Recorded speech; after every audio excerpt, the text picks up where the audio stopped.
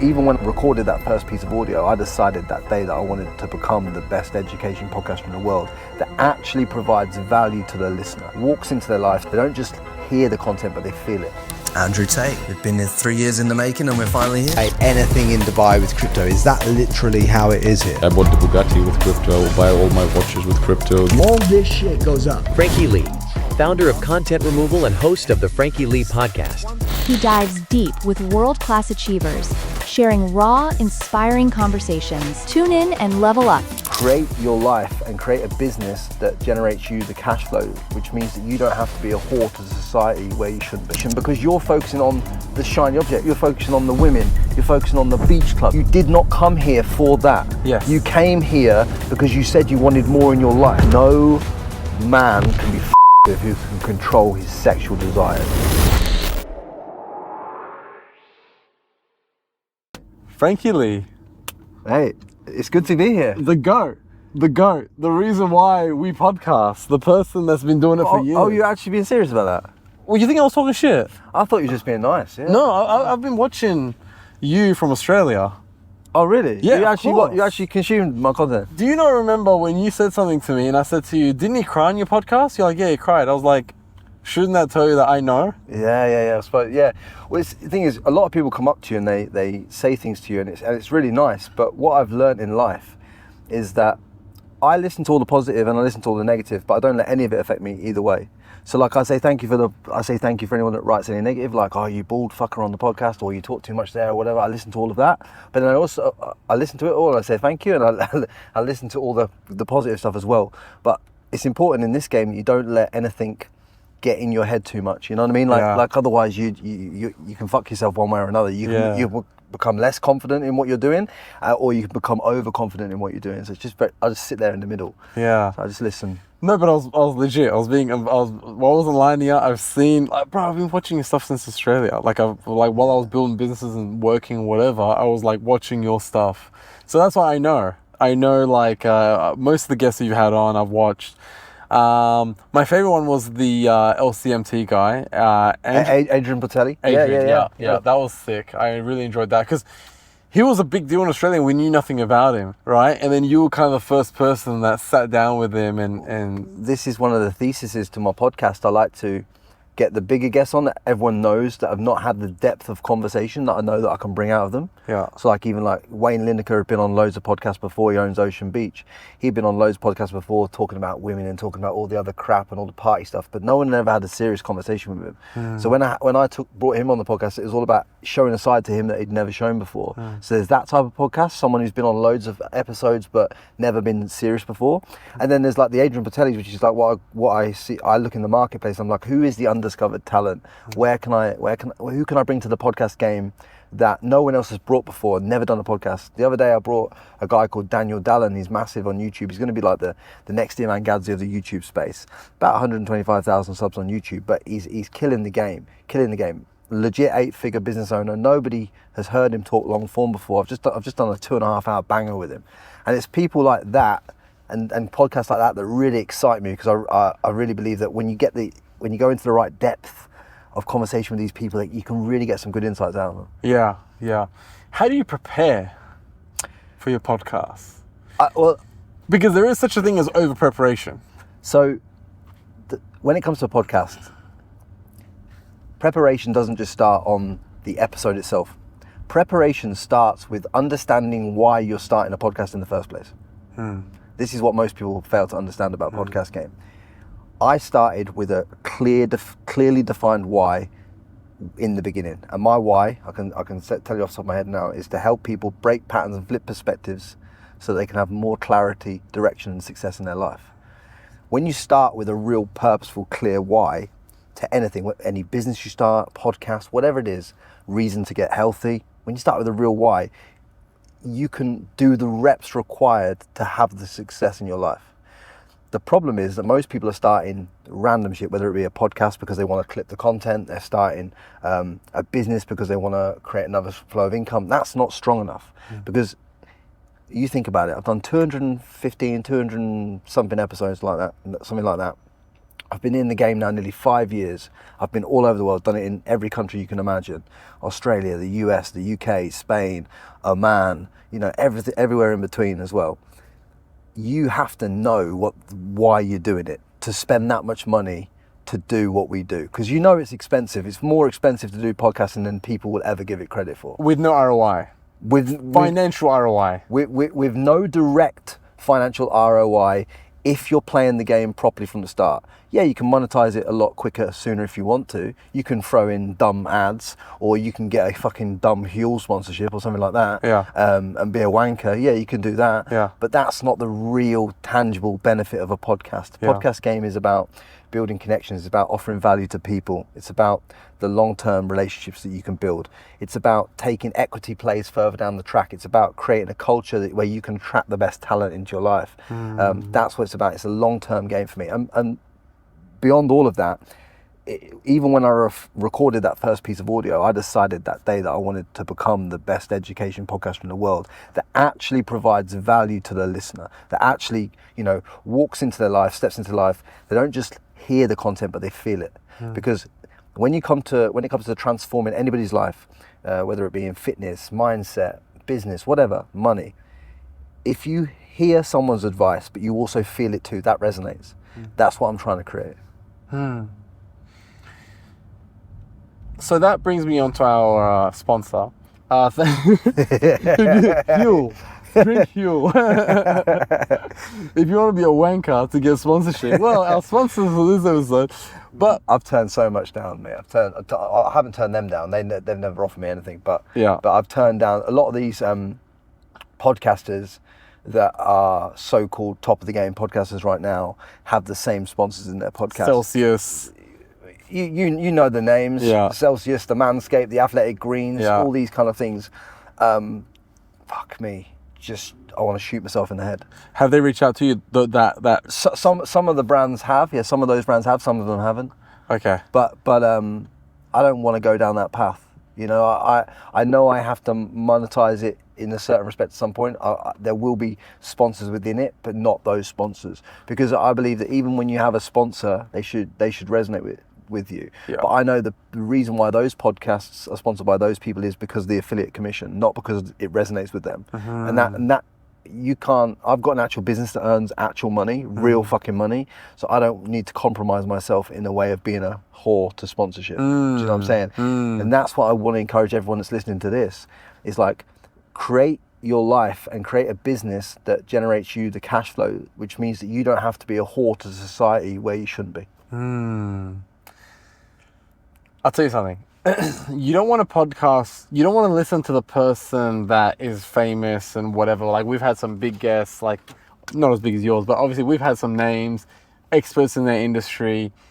You don't want to listen to those people, they're good, but you want to listen to the guy that podcasts with all of them, because he picks up the gems from all of them, and then he becomes a superhuman with everything that he's learned from everyone else. So a lot of the gems you drop, it's very versatile compared to the other people, because the other people just specialize in one thing. While what we do, we see experts in every industry, and we inherit everything that they've learned. Yeah, and we've also done legitimate business and made, you know, millions online and in the space. And when you've made money on like the way that we both have, you actually have tangible advice that can be taken and used to improve anyone's life if they want to listen to it. It's just whether they choose to listen to it or not. Yeah. So it's that's putting all that together is the package. Yeah. So your podcast is still costing you money. You haven't been able to have it break even with sponsorship or anything?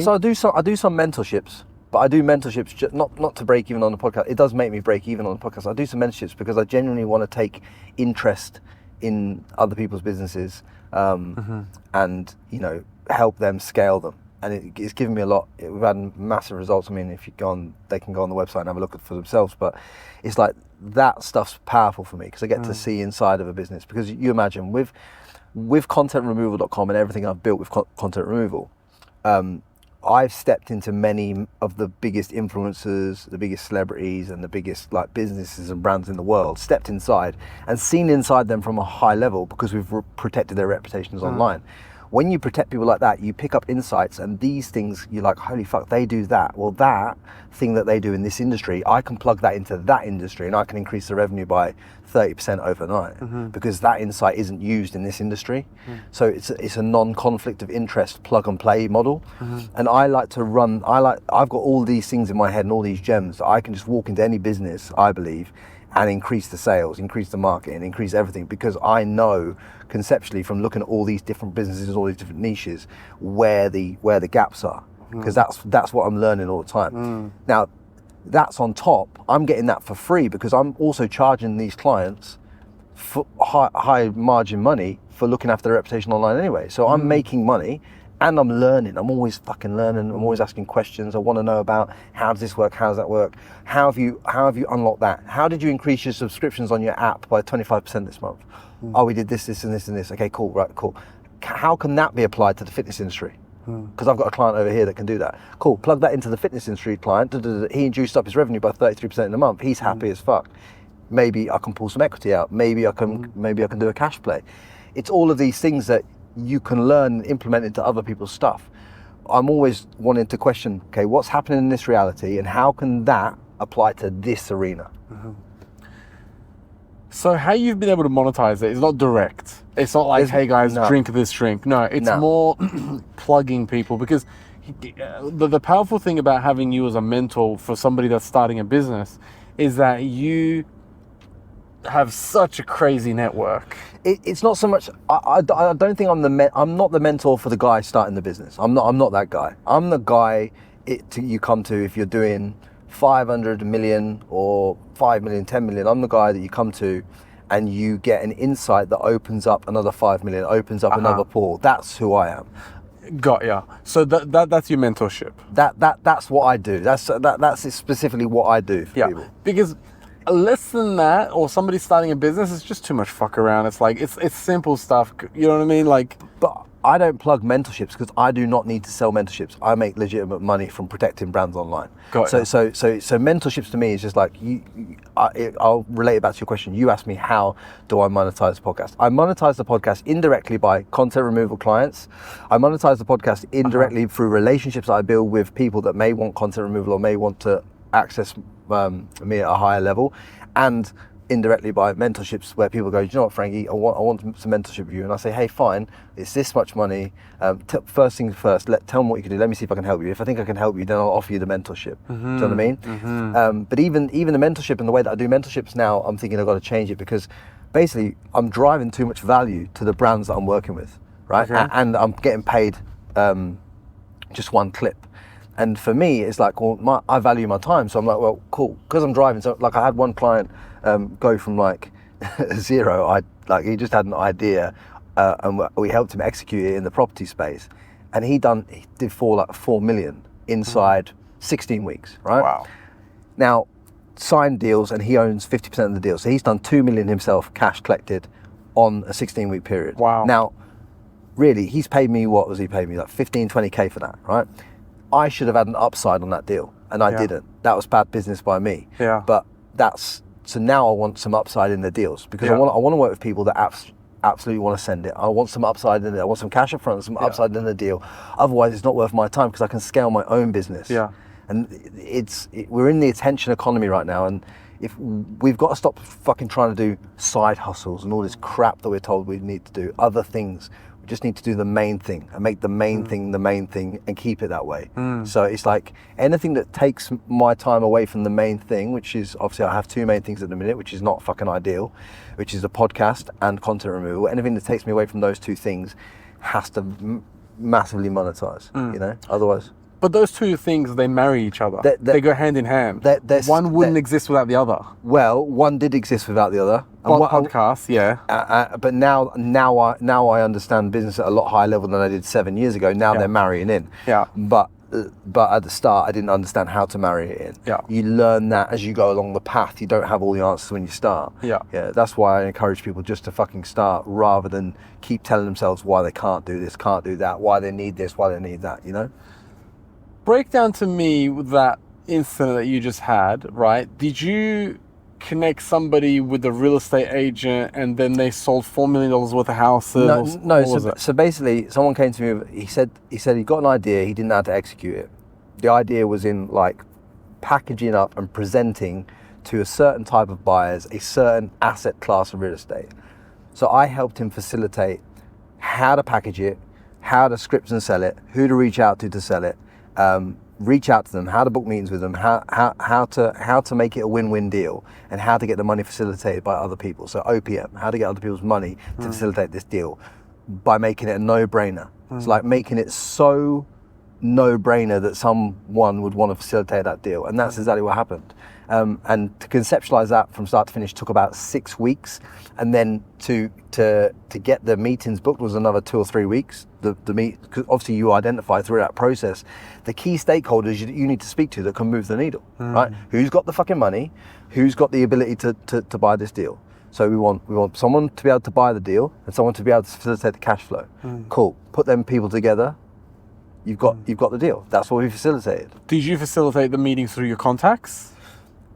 Not through my direct contacts on that deal. No, I facilitated the scripting and understanding of the market so that he could go and reach out to the people that I knew that he needed on the boat to get this deal done. Got ya. So you got him ready to approach the people that he needed to meet. Yeah, but also a lot of people need permission, right? A lot of people are walking through life and they feel like they need permission from someone else. What essentially I'm doing at the lowest form of level is that I give people permission to scale way beyond what they ever previously thought possible, right? And that's a powerful skill, right? And people think, oh, but that's not worth paying for. Yeah, it fucking is, because you'd pay me 100 times out of 100, because the difference in level of scale you can be if you sit in the car with me for an hour, 2 hours, and I talk into you my thought process, my thought pattern, how I'm fucking go through things. There is no chance on God's green earth that you're not going to make more money. Not a chance. 100%. People need to be told that they can do more. Well, not just told, but told. Like, I remember speaking to you at the event, and I told you some things not to do. Yeah. And I know that's made you more money. I know that's going to make you more money. Really? Yeah, I know. Yeah, because if you stop doing certain things in your life, you make more money. Yeah. And I know that, and I know that'll pay off for you. Yeah. I know that. Was it the womanizing thing? Well, I don't want to talk about it. Do you know what I mean? But it doesn't. No, we will talk about it because you gave me some great advice, right? Because how long have you been in Dubai for? I've been in Dubai. This time I've been here a month. No, on and off. On and off, and I've been a resident of Dubai 3 years. 3 years, okay. Yeah. No, I feel like you've been a resident more. No, just coming up 3 years. I've been coming here probably 4, but I've been a resident for 3. Yeah. 3 years. Got ya. Okay. Don't know why I feel like you've been here for ages. Anyways, I've had an uphill paper round, that's why. in Dubai, I feel like, I guess watching your podcast for 1 year before getting here, and so I thought you've been here years. In Dubai, I find that you can either get lost or found, right? I'd agree with that. And I feel like you've been here a little bit longer than me, and you've kind of experienced the things that I'm experiencing. You're identifying it. And you're saying, hey, this guy's someone in mind, like he's doing what I do, podcasting, and I can see him going down the same, and all credit to you for like identifying it and wanting to help someone in your industry. And just saying, hey, look, you could lose yourself doing this. And then you said, you need to be careful of this because this could happen. And at first I was like, we'll see what happens. And you're like, bro, nothing bad has happened to you yet. You know what I mean? And credit to you for the man that you are, that always collaborating, always helping. Well, the world gives you back the energy that you put into the world. I like to put out good into the world, you know? All I was trying to say to you is like, there's a lot of, in Dubai, there's a lot of fancy, shiny objects, both in the materialistic realm and in the female realm and the business realm and all the realms. There's all these glossy stuff. It's the best of the best. It's the elite of the elite. But what you got to understand is there's 2 things that I look at. One, reputationally, who are you going to surround yourself with? Because if you surround yourself with the wrong type of people or the wrong type of women for a long enough time frame, you're going to get burned, right? And that's going to cost you revenue. It's going to cost you reputation. It's going to cost you a lot more than that potentially. So it's all about, a lot of men in this environment, they they get lost under three categories, I call it, right? The three categories that you can lose yourself here is not knowing your fucking numbers, right? And then Russians and Latinas. Right, like they're the three things that get men. Okay. Do you know what I mean? Not knowing your numbers. What do you mean Not knowing your unit economics, not knowing your cash on balance, not losing all of that information because you're focusing on the shiny objects. You're focusing on the women. You're focusing on the beach clubs. You're focusing on all the stuff. You did not come here for that. Yes. You came here because you said you wanted more in your life. Yes. Right. If you want more in your life, that doesn't involve you just going round and being seen at all the beach clubs, being seen as the man putting out this red pill content on social media and all this kind of stuff. You came here to level up. Yeah. Leveling up, I know in your life isn't about that. Yeah. So it's like, well, why would you align yourself with certain people that potentially could be doing that type of stuff, whether it's men that do that type of content, or it's women that are involved around other men that do that type of content, or women that are involved just around other areas of life that you shouldn't be involved with. So it's like, because all of that leans back on who you are. Because you've got to understand, when you walk out or when you present yourself on social media, people are already judging you anyway, right? As a byproduct, they automatically judge you. Reputationally, it's like, well, look, this woman, let's just use a woman as an example. This woman has been in like 16 fucking influencers piece of content in the last week. She's on different men's stories, this, that, and the other. It just doesn't look very good, you know, for you as a man. You know what I'm saying? And it's holding yourself accountable to that and what that looks like for your own self, and just understanding that you want to be perceived as the highest value that you can be, and you are. So make sure you fucking are. Like step on there as that high value person. Like, I don't accept clowns in my life, man. I just won't accept it. I can't remember the quote that Ahmed gave me, but Ahmed gave me a great quote. He said, ABC? Yeah, he said to me something about, you know, don't be surrounded by clowns in your life unless you want to be in a circus. Like, you know, it's such a true statement. It's like, get clear on what you want, and when you know what you want and what you're coming to Dubai for, come here for that. If you want to come here just for the women and for the fast life and to spend loads of money chasing obnoxious stuff that leaves you soulless, yeah, you can do that. Yeah. But if that wasn't your original plan, why the fuck would you get led down that path? Yeah. Very true. I mean, I just got back from Australia, and then a couple of buddies of mine, we do a mealist. You know, majlis? Where the Emiratis sit in a circle, and then we order food and stuff like that. Have you done one of these? No, I've never done one. Oh man, it is so much fun. Really? It is. I'd rather do that than any bottle service clubs or whatever. Yeah. Just with the boys, and everyone's so chilled. Like, you can go on your phone and work, take a phone call. Everyone kind of leaves you alone. It's so much fun. Ordering food, watching soccer, whatever it is, a lot of fun. I highly recommend it. And I was telling the boys, I was like, man, I feel like Dubai is not good for my soul. And it's not Dubai that's not good for my soul. It's me having a lack of boundaries in Dubai. I'm a kid in a candy store. Yeah. I had a scenario where I was dating an American, she's essentially an American girl, but like half Puerto Rican, half Colombian, you know, beautiful girl. I brought her obviously over to Dubai with me when we traveled over here and stuff. And I saw Dubai and the affluence of Dubai kind of take her soul a little bit, you know what I'm saying? Wow. And you went, and in the end I ended the relationship with her, not because I didn't love her, not because I didn't want to make her my wife. I wouldn't have been dating her if I didn't think that, but it's just like, I was judging by what happened after that relationship ended and what she went and did to try and get back at me, which is why I know about reputational stuff. Wow. Judging by that kind of stuff that goes on, it's like, I made the right decision, right? Your intuition is never wrong. But you got to be very careful about the type of people you surround yourself with in an environment like this. It's super important. You got to be super dialed. So she became an enemy very quickly. Yeah, well, not an enemy. I don't call her an enemy. But she was trying to ruin your reputation. But she was attacking. Essentially, not trying to ruin my reputation as in terms of like posting content online, not anything like that. Just in terms of like, you know, word to mouth. After the relationship ended, it's just who she would align herself with to try and get back at me. I see. Do you know what I'm saying? And what she would do to try and, like, that's, I consider that a personal attack on my character, a personal attack on my family, because I've introduced this woman to my mum. So when you come out with your guns blazing like that, you aren't just attacking me personally and my character, you're attacking my family. Yeah. Now, you know what I'm saying? That if you don't want to be surrounded by that, you really have to hold yourself accountable to the boundaries that you set at the start. I'll give you an example. Men and women, this is a broad strokes overview, show you all of their red flags and character at the start. It's just that you are choosing to overlook it. Like, you are choosing that, right? I chose to overlook many red flags in this relationship at the start. For what reason? Well, she was beautiful. I was attracted to her. I was in lust of her. You know what I'm saying? There's something called in lust and in love. Men, we think we're in love, but really we're in lust.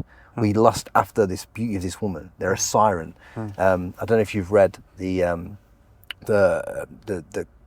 what's it, the book of seduction by Neil. No, by the 48 Laws of Power guy. What's his name? Gone out of my head right now. Yeah, me too. Why? Oh God, that's gonna bother me. That's gonna bug me. We'll come back to that. But it walks you through the types of men and types of women that you'll meet in life. And I can't think of the exact type of woman she is, but she's a type of woman that, you know, she'll try to control you. If you don't have firm boundaries set, she will try to control you with the lust and with the hot sex and with all this kind of promiscuous kind of activity. Really, whilst divorcing you further and further and further away from your mission. Yeah. So correct. So what I always try to explain to my brothers in life and in business and everything else, and to the women that I respect as well. Like, there's a lot of women out there that I respect and that are doing great things, that are great women. I try and set the tones to tell you all, look, set your boundaries and be clearly defined within your boundaries. And also, I have a list of red flags on my phone, a list of green flags on my phone. I have a day in my ideal life written in my phone. I have my ideal year written in my phone, and I have them all in my iPhone notes stacked like this. Because what that allows me to do is, when you're attracted to the most beautiful 15 out of 10 woman, because like women are men's biggest control mechanism, because it's a man's world out there, but the only way that you can control a man is through sex and lust in this world. Everything else, a man wins the game. But sex and lust and beautiful women control the game in that one aspect of life. So when it comes to a woman coming into my life now, I look and assess her against my predetermined thing. Like, yeah, I went out for a meal with a beautiful Russian girl the other night, and she presented red flags that I would have overlooked. I would have overlooked those red flags, right? But when I got back and I'm on the way back in the car back to my home, after I dropped her home, I'm assessing her against my list of green flags and red flags. And I'm like, holy fuck, there's more to this that I'm not seeing if I'm radically honest with myself. And I know that sounds like a lot of a lot to do, but it's like, what's the other choice? The alternative is to keep living the same lesson, or learn it and do a different model. You only achieve the levels of systems in your life and your business, right? So if there's systems in your business, why wouldn't you have systems in your life? So when you learn a lesson, I like to put that into a system so that I don't have to relearn that fucking lesson, so I don't have to forget it. And that's what I do with all of my life. And it's like, literally use this iPhone. You'll see it on here. I use this iPhone as like a CRM for, you'll see it on here. Look, top one. Wow. Red flags of women, yeah? Women red flags. Yep. I've got all the list of red flags there. Look, my ideal year, that tells me where I'm going to be in the year. Okay. So, and the reason I have this is because when someone says to me, hey Frankie, do you want to do this? I'm like, I look at my ideal year and I'm like, does that fit in with my ideal year? If it doesn't go in the fucking calendar. You got some Miami in there. Yeah, I've got some Miami in there. Yeah. So like my ideal year is like Dubai, UK, Miami, Europe, Australia, some Bali, and back in Dubai again. Is that Dubrovnik? Oh no, Dubai. No, Dubai. UK. Yeah. So this July, August is like my UK, Europe. Yeah, of course. But like I just have it all laid out, and then look at the level of detail I go into when it comes to describing my ideal life. Yeah. My ideal life is described up until the point of like, my character, how my character is, what my 5 goals are, the books I'm reading, who I'm becoming, everything's included in Wow. that. Like, because at the end of the day, right, I want to make sure that I can be one of the best communicators in the world at what I do. And the only way that I can do that is by controlling as many variables as possible to the character I need to be, how I carry myself, the reputation, how I speak, how I conduct myself, how much value I bring to the world. You can control all of that. But if you don't have these boundaries and these systems in place, you could just say to me, Frankie, at 10:30 p.m. at night, do you want to come to the beach club on the Palm? And if I didn't have a system that said, no, Frankie, because you've got to do this and you're trying to achieve this, this, and this, you could easily say yes to some beautiful blonde girl. But she's taking you off your mission. Correct. Yeah. But you have to make that mistake to be able to get to where you are. Yeah, 100%. Right? So I've made them all. I've made them all. Yeah, I haven't made that mistake. Well, I have made that mistake, but I'm at the point now of realizing exactly what you're saying right now, because the last 2 years that I've been here has just been degeneracy. It's just been a lot of having fun. And thank God nothing bad has happened, right? Yeah. But it's just been a lot of lack of self-control. Yeah. Fuck it, I won't sleep tonight. Let's go. Right? Yeah. So, but I don't even like it. I like it when I live a disciplined life. Now, this Russian girl, she gave you the red flags, right? Would you still pursue her just to sleep with her? No, not anymore. Okay. Not anymore, because I'm 36 years old now, and that's not old. I'm 34. I'll be honest with you all here now. I've been celibate for like 60, 70 days now. Yeah. Celibacy, because when I practiced celibacy for 100 odd days in Australia, I went from number 95 in the podcast category to like number 2 behind Jordan Peterson. Wow. So focus is the only way that a woman can control my life. And the only thing that can control my life is a woman, to be honest with you. The only way that can happen is if I let her run the sex play on me. Like I become lustful, I become highly sexed. That is the only way. The only thing that's going to stop me from becoming one of the top podcasters in the world is the wrong women or the wrong woman in my life. That is it. But the right woman enhances the journey. And I know that too. I know there are the right women out there. I know there's many, many elegant, beautiful, articulate women out there. Yeah. I've seen them. I know they exist. Andy Elliott. Yep. Without his wife, he'd be nothing. Yeah, exactly. He'd be a drunk alcoholic in the club. Yeah, and I had him on the podcast too, and he's a great guy, and he attributes a lot of it. So a good woman is the biggest asset you'll ever have. But I know what a good woman is to me. I've got it written down, and I won't accept anything less in my life. And that's why I'm not in the pursuit of going out and having sex with random girls at beach clubs on a fucking random Wednesday. I don't need them. Why? Fuck me. Like, I started in the game at a very early age because I was surrounded by the boxing gyms and all that community, and it's a very promiscuous space. I've had a fucking phenomenal career doing degeneracy and all that stuff in terms of the sexual pursuits. I don't want to keep doing it. You know what I'm saying? I've learned the lesson. I've learned what I'm going to do in life and how I want to carry myself, and I don't want to carry myself like that. Yeah. So just being able to go out on a date with a beautiful, elegant Russian girl, and she's beautiful, she's elegant, she's just not the girl for me. But to be able to go out there and not have any thoughts about just trying to sleep with this girl is a beautiful place to be, because it allows me to have the power in my life. As soon as you want to pursue a woman sexually, you hand away the power to the woman. Because now she controls your destiny. I don't like anyone controlling my destiny. Women, going back to your point, okay? Women are born with their value. Okay, men have to create their value, right? Absolutely. And you can put that in the door. Yeah. And you can and our value is financial because you can measure it, right? You can't measure how much of a gentleman he is, right? So, hi. Thank you so much. Thank you so much. See you next time. All right, bye. Next week, bye. So obviously women want a more high valued man compared to a low valued man because, they're not dumb. But if you get lost in this woman chasing thing, you actually devalue yourself, right? So they want you to give them attention. They want, hey, give me attention, let's go on dates. But they don't realize that by you doing that, you're actually devaluing. So it's they realize. They absolutely realize. They know what they're doing. They do it on purpose. Of course, because it's all a test. You're being tested at every level of the game. Oh, wow. So they lose respect for you by being readily available. So a woman will test your availability. And if you are too available to her, she will no longer be attracted to you. But she'll test your availability. And she'll also test you in your power to see whether you will bend to her will. And if you bend to her will, she'll also lose respect for you.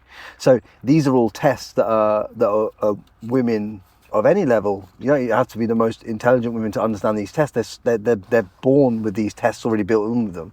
They're just making these tests all the time. And some of them at the younger age might not know why they lose interest, but this is absolutely why they do. Do they do it subconsciously?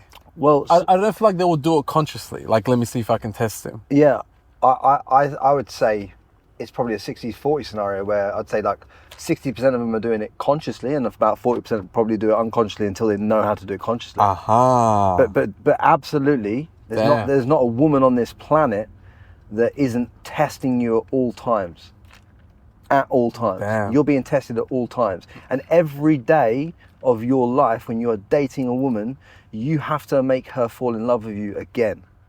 Because women do not remember what you did for her yesterday. She only remembers what you're doing for her in this moment and on from that. I mean, yeah, 100% I agree. I mean, if you look at an extreme scenario, let's say you're a good husband, great husband, provide everything, never forget a birthday, holidays, everything, blah, blah, blah. Extreme scenario, but you cheat and you get caught, right? As a man, she's always going to remember he's a piece of shit cheater, but she forgets all the good things. For 20 years, I've had such a good time with him.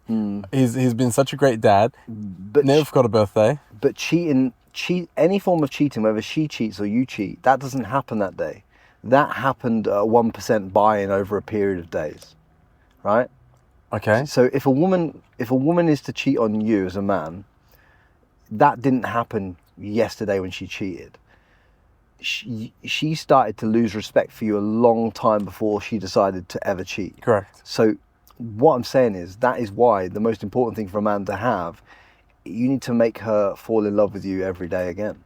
Otherwise you're fucked. Because if she's not falling in love with you every day again, guess what she's doing? She's falling out of love with you, which leads to the cheating. That is the whole psychology play. Like, you never ever have a woman. You have to make her choose you, essentially. You don't have her. She could just go off and choose someone else. Yeah. Do you know what I'm saying? Because that's the ability of a woman. Because the kind of women that me and you would date, they wouldn't be ugly women. They'd be very beautiful, very articulate, very well put together. Yeah. Of course. So we have to obviously step up and understand our value. But again, essentially, we've got to make them fall in love with us every day, otherwise we're fucked. Yeah. Have you had a big heartbreak? Absolutely. Yeah. Absolutely. How long were you there for? I've had a couple of heartbreaks. Okay. Does the second one get easier? I've had three.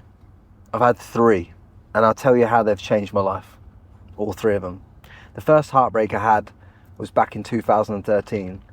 I broke up with an Italian girl, and I'd just been away to Ibiza for like 11 days with the boys, completely like avoided every woman known to man, and then got back from Ibiza, and she ended a relationship with me, right? Okay. Now, I'd kind of decided on that holiday that I really wanted to go to Australia, but I thought I can't because I got a missus. I kind of think it was like God's plan, so to speak. But basically, that breakup transformed my life because it made me go to Australia and change my world and do that. So that was the first breakup that really impacted me but led me on to going to Australia and everything I did there. The second breakup, I was dating this beautiful girl in Australia, Indian Australian girl, and you know, it was just, I think we were triggering each other. I was unhealed in certain parts of my life where I hadn't felt loved as a child by my mother at the time, and that all those feelings were coming up, and she had felt unloved by her dad, and you get those two combined, that's match and mirror. We just triggered each other all over the shop, and it was super toxic and up, down, breakups, this, that and the other. involved other people at certain points. It was fucking the world's biggest car crash going. And that started to teach me that, you know, anybody who goes into anything unhealed is going to have a massive problem in this world, right? So I really got into like the healing, the breath work, the meditation, the spiritual stuff, and that took me to a whole different level. And then what happened is what I call the final piece of my puzzle over the years when it comes to women in relationships, which now makes me believe that I'm ready to be able to accept the right one into my life, was the latest one that I broke up with taught me boundaries, right? And like I said, she's a beautiful American girl with like, you know, Puerto Rican mum, Colombian dad. You can imagine, 15 out of 10. I loved her to bits. Like, I loved her to bits. Did you love her the most out of all of them? Yeah. I really wanted to like her to be my wife, had to have my children. She, you know, I'm a 36-year-old man. Now I was 35 at the time. She was 23, probably a bit too young at the time. I didn't even think of that. She came across real mature. What I realized that I did in that moment was she had been listening to my podcast. So she understood at a deep psychological level what I was looking for, right? Well, she played the character of what I was looking for at the start and proper love bombed me. And I fell for the character version of herself that she couldn't deliver in reality, right? So there was a lot of unhealed stuff within her that I could see and overlooked, because I just wanted to, you know, make her my wife and look after her and all this stuff, and wanted to provide and all this stuff. But it's like there was nothing that I could do in the physical reality that could have fixed. I couldn't fix all the problems in your life. I couldn't do that. Like, do you know what I'm saying? Because you have to want to fix certain parts of yourself to be able to fix it at all. And it was just a massive learning curve of, one, don't overlook what you want in your life, because if you overlook and you take someone into your life that isn't the perfect match, you could be holding yourself back from the perfect match that you could just walk by and not introduce yourself with because you're with this other person. And two, it's like, you know, just understand that setting boundaries and knowing what you will and won't accept in your life and not crossing those boundaries. You know, the reason why I ended a relationship twice with her and it was a bit turbulent was because she was getting so close to my boundaries, too close, and, you know, nearly making me compromise things in my life that I would never ever willingly compromise unless I was in lust or in love. So I just made sure that I got straight on the boundaries again. And that one hurt me the most out of all of them, because, you know, what transpired after the end of the relationship, and because I'm massive on respect and all this kind of stuff, as you well know, and the things that people will do to run a lack of respect on your name or your life when they feel like you've scorned them by ending a relationship are mad. And that's why I say to people all the time, be very careful who you align yourself, who you surround yourself with, who you will let in and out of your life, because, you know, in a moment you can cause yourself a world full of shit, you know. But she gave me lessons in life that I needed, that now mean that because I'm so solid in who I am, because I've done the work, and I've got nothing negative to say about any of these girls. They were all given lessons. It was push and pull, like in terms of like, I've learned things, they've learned things, they've gone on to be better, I'll go on to be better. Yeah. Like, it's good. I've got nothing bad to say about them, and they're all beautiful girls, and I wish them all the best. Like, there's nothing that I have no animosity for them. But what these girls have taught me over these years and these 3 types of relationships is how to be the man that I want to be for the woman of my dreams, and how to not compromise on who that man is. Yeah. I mean, now, you know, back then our parents were getting married at 21 and having kids by 22, right? Now, it's kind of normal being single even in your late 30s. Yeah, absolutely. You know, I don't know what it is that makes us like this now. I think it's because, could it be abundance of options? Because our parents didn't have Tinder. It's the perceived abundance of options. Perceived. Meaning, there is less quality than our parents' era, but more perceived quality, right? So I define quality as substance, depth, the right character, respect, all these if you're thinking about substance, what substance actually is, substance isn't just some beautiful woman that there's always been beautiful women. Do you know what I mean? Yeah. But it's like the character. Who are you? Yeah. Are the family still together? What's your relationship like with your mum? What's the relationship like with your dad? There's way more to the depth that you need. Sure. So in fact, the options for men that know who the fuck they are less now than they've ever been in their entire life. If a man knows who he is, then there's less options for that man now than there was in my dad's time. Because the quality's gone down. Because he wants a certain level of quality that is hard to find. Well, because the girls of the generation, right? There's many great women out there in this generation. Do not get me wrong. I'm not saying there isn't. Yes. There are many elegant, beautiful, articulate women. However, the mainstream narrative is girls teaching other girls degenerate stuff. Correct. Right? And I see, and now the Could reason... it be some girls or could it be social media? Well, the reason I can say that is because I own contentremover.com, and as an agency, we've looked after and removed content for some of the biggest women in the world, right the way down to like the OnlyFans models and this, that, the other. So I understand this game and the effects it has on the women at a psychological level that no one else can understand, because I've spoken to all these women, haven't I? So it's like, well, I know that people that make millions of dollars online doing degeneracy are left soul destroyed on the back of it. So I know that they could have been the beautiful, elegant, articulate women, but they were put down the wrong path by society, you know? But what I've noticed is the key denominating factor with all this is the reason why those people have been put along those paths is because of an absent father, an absent mother, or some broken part of childhood, which goes to show you that the family unit, which is being destroyed and attacked in every fucking Western country in the world, is the most important unit. Okay, so you look at the half Colombian, half Puerto Rican ex-girlfriend you had. She was a different girl before you brought her to Dubai. Now, I'm not saying it's a cultural thing in Dubai, but it's this cultural thing that also exists in Miami, in LA. Yeah, she was from those places too. So, yeah. But didn't you say when she came here she got corrupted?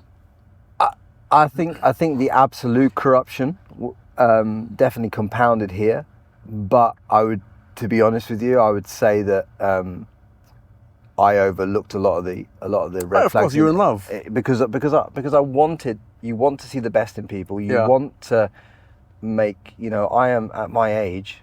You're looking for something with substance. You're not looking for just, a fling. You're not looking for that anymore. You were born in 88? 88, yeah. 88, Yeah. Okay. I get that. But do you feel like the corruption... Was she corrupted, do you think, before she came here? Or was she a little bit? I think that I bought into the character of who she presented, not the actual... Like, the traumas were already there. The traumas were already done. Yeah. Now, do I think that she just wanted to be loved? Do I think that she just wanted it to all go away and just to be fully healed and this, that, and the other? Yes, but had she done the work to do that? No. So the patterns kept representing. So she was trying her best she tried to do the best she could with what she had in the time she was in. It's just when you're 23-year-old as a girl and you've got the limited life experience that a 23-year-old has compared to a 36-year-old man, you can't, as a 36-year-old man, you cannot expect her to be the full ticket. Like, you expect there's going to be some nuances there that you have to course correct. I expected that. But to the level that I thought was there, to what was presented and what had to be overcome, it's just too much. The gulf was too big, and there's no way to catch up the gulf. But I'd already bought in and fell into the love of it. So that's why it hurt me so much, because it's like, well, I've already fucking sold my soul into this now. So regardless of whether I break it off or not, I'm hurting either way. Either way, I am done. I'm like, this is going to hurt me right now. I know. And it doesn't just hurt me for 1 month. It hurt me for like 3 or nearly 4 months. Like, real bad hurt. Like, couldn't even take another chick out kind of hurt. Yeah. Meanwhile, when you're 23, what are you going out doing? You're going out shagging around. You're going out. You're putting up stories with other geezers. You're doing all the fucking as much thing to hurt to throw shade as possible. Sure. Right? And show the world that you're fucking solid. Yeah. Meanwhile, the 36-year-old man who knows the fuck he is, who's trying to do his thing in the world, I'm there just hurting, bro. I'm out there trying to push my podcast to new levels. Yeah. But I'm still hurting. You're hurting. Yeah, I'm hurting. That one's gone off. Yeah. You got to put a face on. Yeah. That's fake. Because you're just like, I got to put this face on to get. I didn't put a fake face on. No, I was just trying to do the best I could with what I had at the time. What I mean is, you got to act happy when you're not happy. Yeah. When you're not fully. 100%. Yeah. You got to act happy when you're not happy. You've got to be like, yeah, it's all good. Yeah, be interested. Because I went through a breakup as well. So, I was dating a girl. I'm going to tell you a story. I was dating a girl. And we broke. She lived with me for 3 months. We broke up, and when she left, she said, "Look, can I live at your house for another 2 weeks until I find a place?" Yes, sure, no worries. I then saw the true colors of women in Dubai when she lived with me. I slept on the couch. She was on the bed.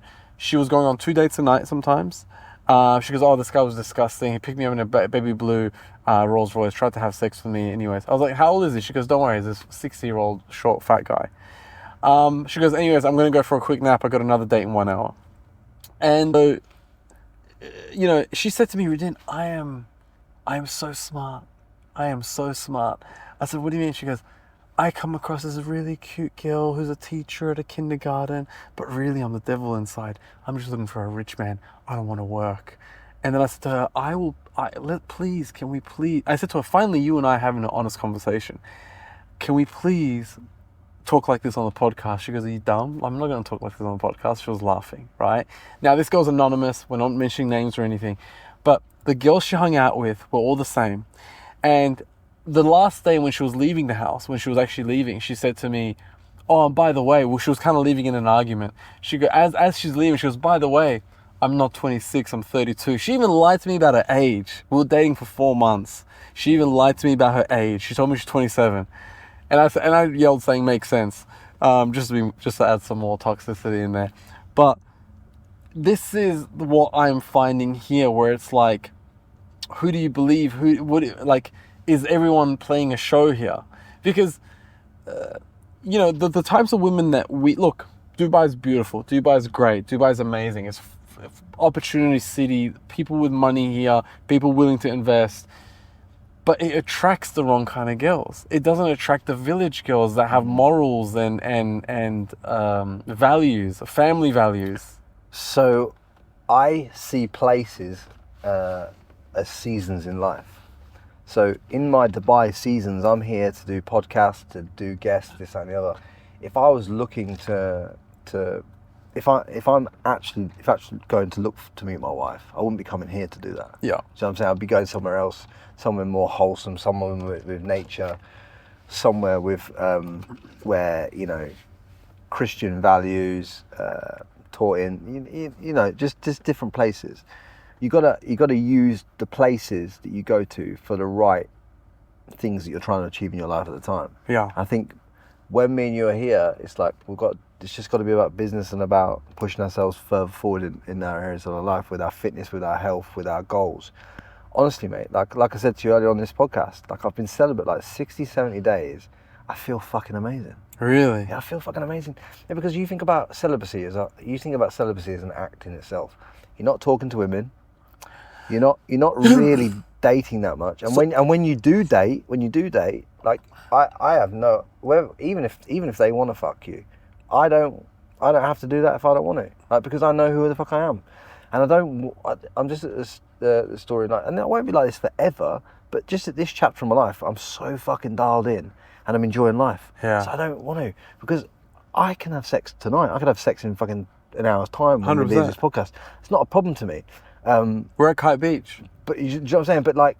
But what I get from just holding my power is so fucking great, bro. Because it's you proving to yourself that you're disciplined. And you're in control. I take control of the whole world by controlling my dick, right? Wow. Because no man can be fucked with who can control his sexual desires. Wow. No man, right? And there's not the only thing a woman can do is control your sexual desires. Every other area of this planet, this world, is controlled by males. Yeah. Right? There's look, I'm butchering the name, I'm butchering the story, but there's a guy that the Russian government wanted to kill, and they basically were trying to tease him into something. They were trying to find his weakness, and they were sending him alcohol. Like not sending him alcohol, but they were trying to entice him with alcohol, fun, trips, whatever. And then they tried to entice him with women, and he still didn't break. And he's still alive to this day, and they just couldn't get to him. And they wrote a book about him. I'm forgetting the name, but they wrote a book about him and everything, about how strong he was in controlling all his urges. Let me tell you a story about a guy that the whole world will know, who's a very successful man, in elite shape, runs one of the biggest apps in the world, and the reason he got arrested when he landed in France, old Pavel that owns Telegram, the reason why Pavel got arrested when he was in France was because the Russian bit of sauce that he had on his arm was Instagram posting his location as they were going. So it just goes. Is that true? It just goes to show you, absolutely. How would they By the way, Yeah. she has sat in that chair and podcasted with me. Yeah. Julia, Yeah. she's been in that chair. Is that true? Because when this happened, I was getting messages from Russian media saying, could you please give us Julia's number? We're really concerned about her health. Absolutely, it's true. It was Julia that exposed it. Yes, they can. Not directly. Because a lot of people were telling me that she's Mossad or CIA or whatever. I was like, look, guys, I've met her. She's not. Well, you wouldn't know if she was anyway. You wouldn't be able to tell if she was anyway. She could well be that as well. But I'm just saying, like, social media and the way that she was portraying the lifestyle and all that, it means that people know where a high value target is at all times, beyond the private plane tracking and all that kind of stuff. But there's even ways around getting around knowing where that is. But it's like, absolutely, her social media posts put him in a predicament and in a time frame. See, it's all right, the plane landed in the country, but he could have been anywhere, right? But they knew exactly where to pick him up, exactly what time to pick him up. It's too convenient. It was all traced by social media. Because they were blaming Emmanuel Macron, the French Prime Minister, saying that he asked Pavel to come for a meeting, and when he landed in France for a meeting, that's when they got him. Potentially, but I'm sure that Pavel knew full well that he's not going to just rock up to a meeting in France with him. Like, to be honest, I don't think Pavel is that half sharp that he's going to go to a meeting with the French government. You know, he didn't need to do that, did he? No. He didn't need to do that. It's not a freedom of speech country. So he went to Paris because his girlfriend, this Julia girl, wanted to go shopping, and he wanted to take her shopping. Right? How do you know that? And then because I know the internet, because I own contentremoval.com. Simple. I know. I'm telling you now. Yeah, but just because a troll wrote it on the internet doesn't mean it's true. It's not. It wasn't written on the internet. I'm just telling you. I'm deducing from the actual full game plan. Really? I am. Yeah. I feel like you're not revealing your source, but you know. I'm saying it's as plain in plain sight as you want to see it. That is a clear example of lust and love taking you, a high value man, into a situation where you ended up paying the price for it, right? Wow. And that is what I'm trying to, I really respect Pavel and everything he's done. I really like the guy. I would love to meet him, but I don't know him personally.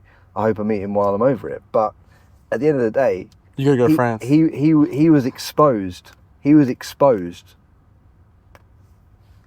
in this. Because of arm candy. Because of arm candy. And any elite man in the world that can't control his dick gets exposed by the arm candy if the arm candy is wrong. My mum and dad have been married 44 years. That woman would defend my dad's honour to the death, right? Yeah. Wouldn't compromise him. Yeah. Right? Those relationships are getting harder and harder and harder to build. Yeah. Harder and harder to build. I'm not saying they can't be done, but just from what I've seen and what I know about looking after highly successful women, women do have a habit, even at the highest forms of level, of chatting private business in a public setting, right? And when you are becoming successful, the last thing that you want is a woman that talks about your private business in a public setting. And what Pavel had that day was a woman that put their private business into a public setting. So I've got this file on my phone called Maybach Thoughts. And it's just sitting in the back of the car and thoughts come into my head, I write it down, right? And one of them was, why doesn't the FBI go to, after women? Because pillow talk, in my experience, is the number one way gossip kind of gets around, especially in Dubai. I've met guys at events where like, I may have dated their ex or something, and I know everything about them. I know what his mum thinks of him, I know what his assistant thinks, I know everything because his ex-girlfriend was telling me everything about him. Yeah. There's a lot of assets that roll around as females. They're what I call assets of governments and stuff. They're honeypots. There's honeypots on every social media platform. There's honeypots in real life too. They're all out there. They're all assets. They're all controlled assets. And that's the problem, you see. When you meet and you date a girl for a year, you're giving her information about you, and then like you've just said, now you start sleeping with her 6 months later, and all of a sudden you know all of my business. You know how I'm structured. This is why you got to be really careful. That's why I lie to them. Yeah, I just lie to them. Embellish. They know nothing. They know nothing. I mean, I don't lie, but I kind of pivot. I pivot. Yeah. You have to pivot, but it's a classic example of not being able to control your own narrative. Yeah. You've got to be very careful on that. Yeah. Do you have a uniform when you do a podcast? A uniform? In what sense? Do you try to wear the same thing in each podcast? No, but one thing I have, I'm embracing more and more baldness now because I wore a hat on a couple of podcasts, and I don't want to be a guy that wears a hat. I like being bald. I step into that power. I want to own the fuck out of it. So just make sure now that I don't wear any hats or anything like that. So because cut through identity. Just. Do you wear the same color T-shirt? No, it's always different. No, not always different. I have a way of dressing that is pretty similar. Yeah. But I don't overthink that much. Yeah. I'm always in different settings because I'm traveling around the world doing podcasts. Yeah. Because my cousin told me the other day, ever since you were 14 years old, you always had one black T-shirt on your whole life. And if you go through I'm colorblind, and if you go through my wardrobe, it's all black T-shirts from like different brands and stuff like that. So like I'll be like, oh, today's a fancy day, so I'll wear like the black T-shirt from that brand. It's like that, but it's always a black T-shirt, and that's kind of become my uniform now. Well, I've only just changed it recently, where I've brought more colours into my wardrobe. But I just used to have like black and white trousers and jeans and chinos and stuff like that, and linen, and then black and white T-shirts, because there's a thing for a man called decision fatigue, and it's like when you get up in the morning, I just wear the same type of gym clothing. It's all black with white trainers because it's so easy, and I don't have to think about it. Yeah. Because I want to keep my thoughts on needle moving activities that generate revenue and generate business and generate wealth for my family. I don't want to be thinking about what to wear here, what to wear there, because that is a very female trait. Like this is why I see these real pretty lads walking around the gym. Yeah. But the prettiest lads that I know that walk around the gym have no fucking money, have no affluence, because they spend most of their time doing a feminine trait, and their feminine trait is dressing. And their dressing is coming from them tapping their credit card and buying the clothing, and they wear all the brands and all the shit, and they look like a wanker, and they fucking got the side cut hair and the comb over there with typical English haircut, or they got the mullet if they're Australian, and it's like, well, fuck me, bro. Like you just spent 2 hours of your morning making yourself look like that. Yeah. But you've not put anything into your generating activities. Yeah. I own gyms in Australia. Yeah. And I see guys coming in with like hair straighteners. How many gyms have you got? Like hair straight. I'm gonna make this real. I see guys coming in with hair straighteners and like hair dryers and everything like that. I've got 8 gyms. Yeah. The Anytime Fitnesses, aren't they? No, they're my brands. Oh, your brands? Yeah. So they're called ExoFit. ExoFit. I didn't even know you had the gyms. No, I knew you did the insurance stuff. Insurance, gyms, daycare, and karaoke bar. Yeah. All in Perth. Yeah. it's Have you been good. to Perth? Yeah, I have. Yeah. How long were you there for? Probably about a week. When I was a shop fitter back in Australia, because I had to earn the money to get my residency there when I first went there. I was a carpenter and joiner by trade. That's how I got into Australia. And I fitted out the Zara store in Perth. And Which stuff like one? that. City? The city one, yeah. The city one. The two-story one. Yeah, the two-story one. I did the fit out in there. Nice. I was there like 2 or 3 weeks. I really liked Perth, but I just thought so out on its own, you know. Isolated. Yeah. And you got to imagine also my mental state. What a change that has been, where I come from Perth all my life to then living in Dubai. I'm almost used to riding this bull in this certain way, and now I'm on this bull that I'm trying to figure out how to ride this. So I'm kind of losing myself and not having boundaries and saying yes to everything. Yeah. So that's a window into my world. Dubai is a hell of a lot of a different place for you compared to Perth. Right? 100%. You know, it just changes the whole game for you. The way you look at money, the way you look at affluence, the way you look at everything. You know, it can't help but raise your mindset to a whole different level of the game. You can't get too much, like you can't get any more of an extreme from the change that I've seen.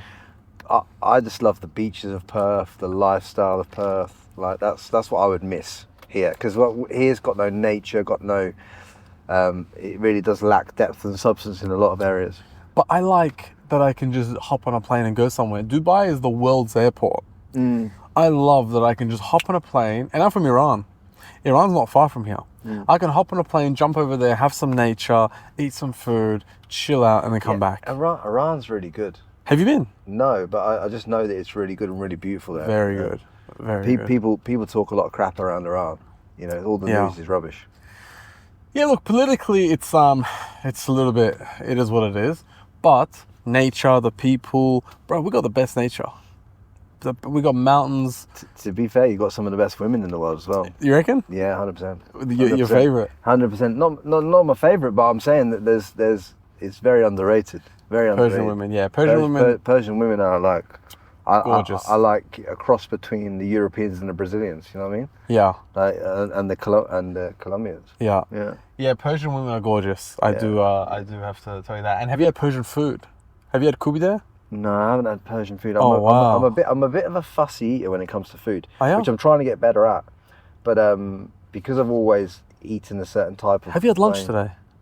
No, I've not had lunch The today. best Persian restaurant is right here. Please, it'd be my honour to take you for lunch. Nah, mate, I can't. Why? I'll be too fussy, then I'll offend you. No, can you eat red meat? We'll discuss it after the podcast. No, we can do it and then come back and we'll continue the podcast. No. But can you eat red meat? Yeah, I do, but I did eat some food before I came out for this. Okay, one. so you're good. Yeah, I reckon I'm good. Okay. Well, if you want, we'll consider it. We'll consider If it. you want, yeah, I'll leave it with you. If you want, we can definitely do that. How do you get your guests? How do you get guests on your podcast? How do you reach out to them? Because for me, it's just a DM, but I'm like, am I doing it wrong? I use whatever modality I have to use in order to get it done. Wow. What is the word modality? Modality means to me, is it a text message?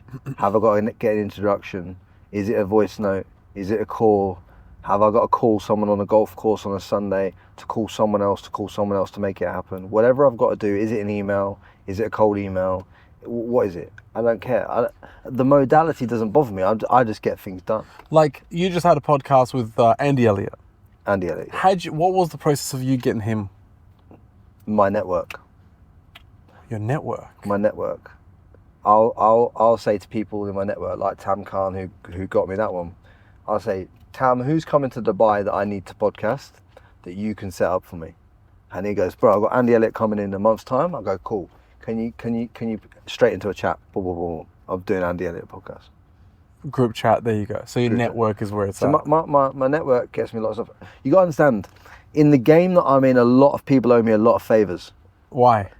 Because I look after everybody on the internet. Because you remove bad content. Not just bad content, just content that may damage reputations, may unfairly damage reputations. But there's a lot of people that owe me a lot of favors.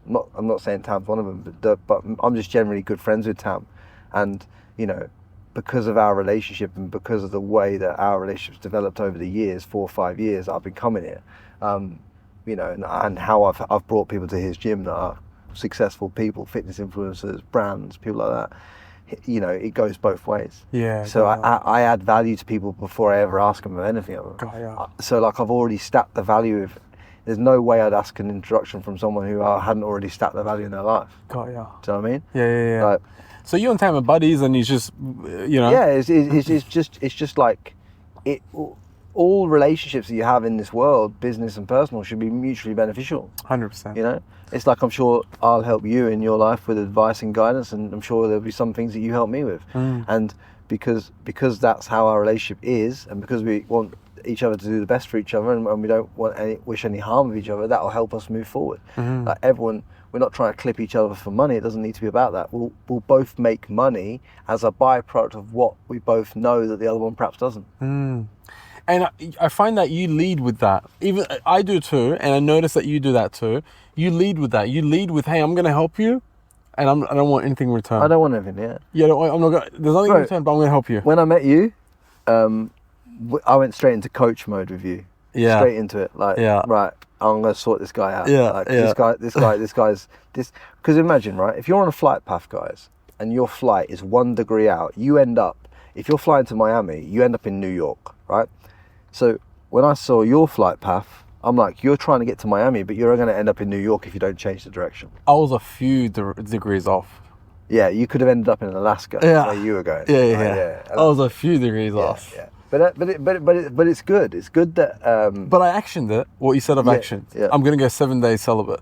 7. Yeah, I'm going to start there. Well, yeah. How about you don't even start at 7? How about you start with 1, then you do another, then you do 2, then you do 3. So what it's like. When I mean celibate, I mean not messaging, not yes. calling. So that is what celibacy is. Celibacy for a man is this, right? No, but you went on a couple of dates. No. Celibacy. You went on a date the other day. No, I didn't. You went on a date with a Russian. Yeah. Oh, that was a few weeks back. But Yeah, but a date with a Russian isn't me getting out of celibacy in that case. It wasn't. I'm talking about celibate, completely no dates, no messaging. Right. Nothing. Okay. Well, that I'm in right now. Okay. Cool. If we're going to define celibacy as that, but in regards to like celibacy, really is. Yeah, you're right in terms of like full celibacy. But I'm talking about I've still not had sex. Yeah. So I'm still that's pretty fucking celibate to me. No. See, bro, I wouldn't be able to do 60 days. 60 days is incredible. Well done. Like you can. But I can. You But I can. can. Why would you tell yourself you can't? No. I know. I can. But here's the thing, right? Do it the way that you're doing it. But I'm just saying, when you see how your business and how your life moves Correct. forward by not texting, by not cold DMing, this, that, and the other, blah, blah, blah, blah. Like, when you see how it all works out predicated on that, Yeah. and by not spreading the seed everywhere, like, you'll dial in, you'll fire up. Yeah, I know that. And I'm excited to see, like, don't tell yourself that you can't do it. Yeah. That's a weakness at the start. Why would you become weak? Well, You're I can't right now because I'm at the beginning of this journey, so I'm going to try with 7 days, and then I'm going to amp it up. And listen to what I'm saying to you. I'm not saying try it with 7 days. I'm saying try 1 day, then try day 2, then try day 3, and keep going 1 day at a time. I see what you mean. What I'm saying is, you're setting yourself a hard target on 7 days.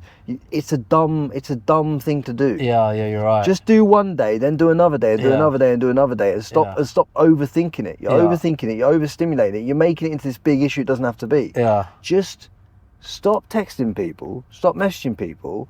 They'll fall off anyway. You become more attractive to them anyway by not being available. And just do it 1 day, and then when you decide that it's right for you to step into your power and you want to have sex with a woman that's worth your time, you can have it then. But don't fuck around just doing it for the sake of it. Yeah. Because the way here's how I look at myself, right? I do a lot of boxing, right, and just training these days. At TK? At TK, right? And I'm relentless around just even the bag for 15 rounds, going at it. And you've seen how I move. I can fucking move, right? Well, the way I see it is, this is the level you got to get to, and it's kind of egotistical, but you want to be like this. Okay. It's like, you shouldn't want to give 15 rounds of stamina away to any fucker. That's how you got to be. It's like, I've trained. So you're saying that I've trained my fucking entire life to give you 15 out of 10. Why should I? That's how you got to be. And if you're not at that level of conviction in who the fuck you are, then you need to lean into celibacy even more. Because you got to understand, like, we're not just two average geezers walking around Dubai with nothing to bring to the table here. We've got things to bring to the table. Well, let's fucking bring it then. Like, let's become the best version of ourselves. And if that involves a little bit of fucking celibacy, cool. But celibacy sets you up on the power to be the best man you can be. Yeah. I'm not saying I'm going to be it forever. I'm just in a chapter where I might get to. I'll probably do. I'm at 60, 70 days now. No sex. Obviously, I've messaged a couple of women during that time to arrange. I think I've been on 2 dates. Right. Cool. That's fine. So cool. Right. So I reckon I could do another 20 to 30 days. No problem. And then if I decide that I want to go out of a date, and then I decide, after being dating this girl 3 times that I want to sleep with her and want to take it further, then I will do, and I won't feel bad about that. Yeah, because you see potential in her for being your wife. Yeah, because basically, as a man, we're so overstimulated by all these beautiful women. We need to reset ourselves so that we pick the right fucking women. Otherwise, we're just picking the same problems over and over and over again. So the thing that you're doing is you're not giving your energy to girls that are non-deserving.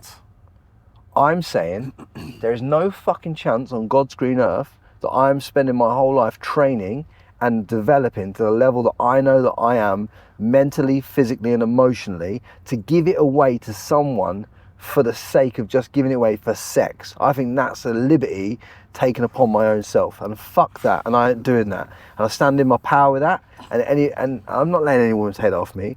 I choose what I actually want to do, not through lust of just because of you're fucking beautiful at the beach club. Fuck, you're beautiful. Shove that up your fucking ass.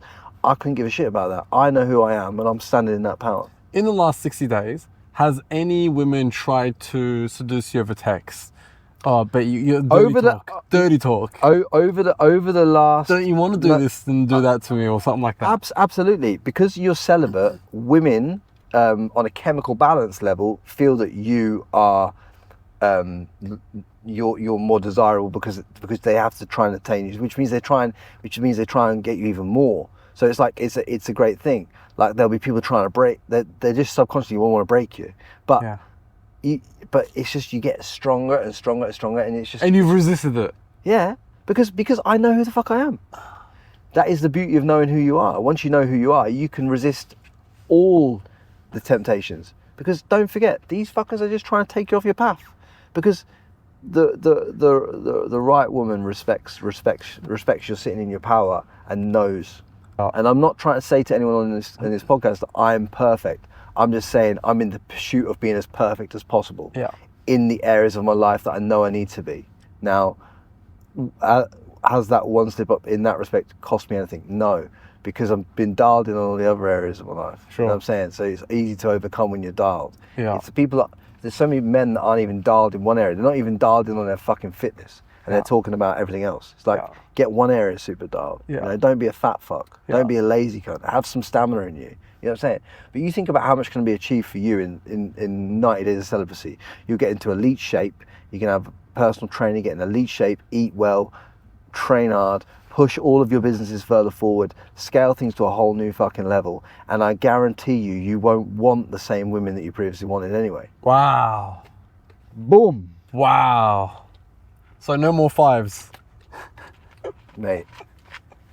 I don't define women as numbers, but what I can tell you is that, you know, and you can't just judge a woman on her looks. There's many beautiful women that look elegant. 100%. But they're not elegant. So what's the point? Yeah. Like, you know. 100%. Especially the Geordie girls, the girls from Newcastle. Beautiful girls. As soon as they open their mouth, they're like bogans. Yeah.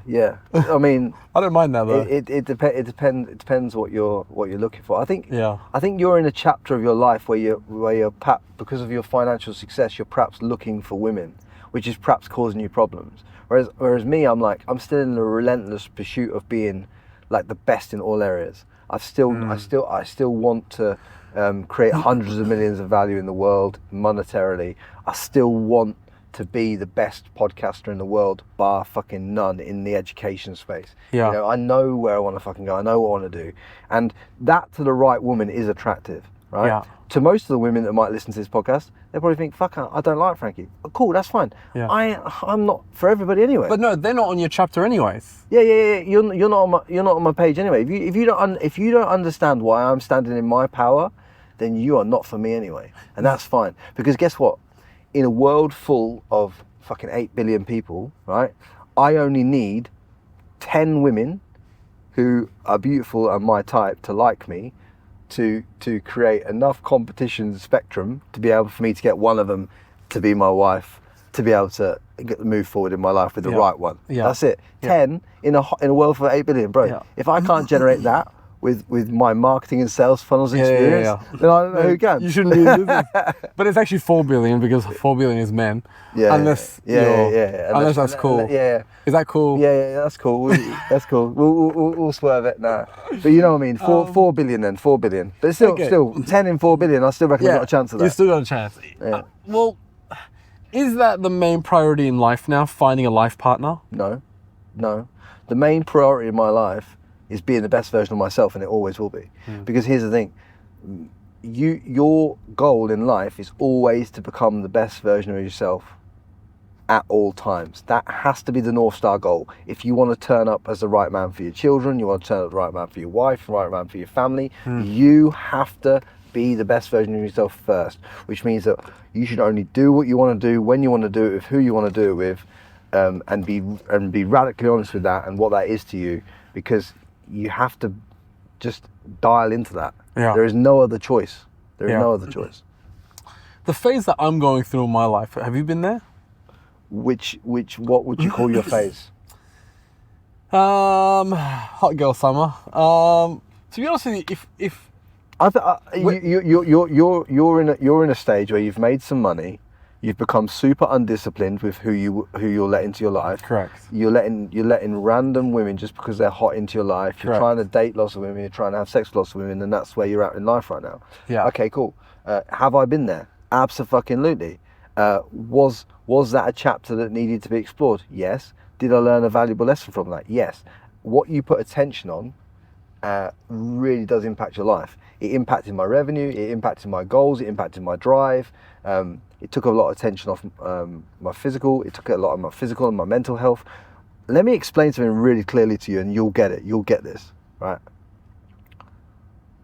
Every woman that you plug yourself physically into, you take on all of her trauma, all of her unhealed wounds energetically. So I've had sex with women in the past, and the next day I'm like, fucking hell, why do I feel like fucking like this, like that? Yeah, like why do I feel off? Because sex is an energy exchange, and when you have sex with a woman that's unhealed in certain areas of life, you take on all that trauma, you take on all that drama, and women take on all of men's traumas and dramas too. So let me dive even deeper for you. The women that you're sleeping with at the minute and the promiscuous ones that you are dating, they're also sleeping with other guys with other problems that are easy pickings for them too, right? Which means that you're dealing with 10 other guys' problems energetically, and this chick's problems, and all the trauma that you're taking on energetically when you share a bed with her. 100%. Now, do you want to keep doing that? No, I've been through that. I actually went to Australia and was celibate for a week. In terms of like that's not celibate. Didn't have sex with anyone, and I just wanted to clean my soul. My mum was like putting sage around me. Bro, celibate. There's no such thing as celibate for a week. You know, that's just because you know, I've dealt with the whole. I've had sex addiction in the past. You know what I mean? I've dealt with that on a psychological level before, where you know, because I didn't drink, I didn't smoke, I didn't do drugs, so naturally, like, having sex was when you're in shape, having sex is one of these things that you drive to do. And mate, it left me soul destroyed. Like I had to go see a psychologist for like 10 sessions to help me get over this. Why do you feel like that? And do you know what it was? I was looking for love within the sex. So when I said to you earlier about, you know, unhealed wounds will manifest in your life in some form or another. So what was manifesting? Well, because I felt unloved by my mother as a child, right, at the time, I've boxed it off and I'm able to talk about it now. But because that was a deep psychological wound as a man, I was trying to find love in sex with multiple women a week. Like, you can't find no love there, but it just takes you further and further away from yourself. Like, the thing that I want to encourage everyone to do who listens to this podcast is just lean in to learning more and more about yourself. And if that requires, don't even call it celibacy. If that involves you not talking, texting, or seeing a woman or a man for 30 fucking days, just 30 days or 21 days, whatever you want to do, just do that and see how your life and direction changes. Understand that I'm telling you to do this because I value you currently more than you value yourself. That is why I'm telling you to do it, right? I value you, your time, your goals, what you want in your life more than you currently value it, right? And that's why I want you to do it. So don't talk to the opposite sex for 30 days. Because for all of you out there that are not in the happy, loving, most fulfilling relationship that you want in your life now, for all of you that are not in that, stop talking to the other sex in terms of like, and obviously for business purposes you can, but stop texting, talking and all that stuff in a sexual manner or a dating manner for like 21 to 30 days, right? Just stop that. Go celibate, stop having sex, all that stuff, and put your time and energy into going to the gym, into eating well, into understanding and journaling what you want in your life, how you want your life to look, how you want your body to look, what you want to bring in and what you want to get rid of out of your life. Work on that. And then you tell me after 31 days of not plugging into someone that you know you shouldn't be, that you don't feel better and lighter for it. You know, this is all a blessing. For us to be able to go down this road right now and have this abundance of the opposite sex, the attention from the opposite sex, it's a blessing, and we're just learning how to deal with it.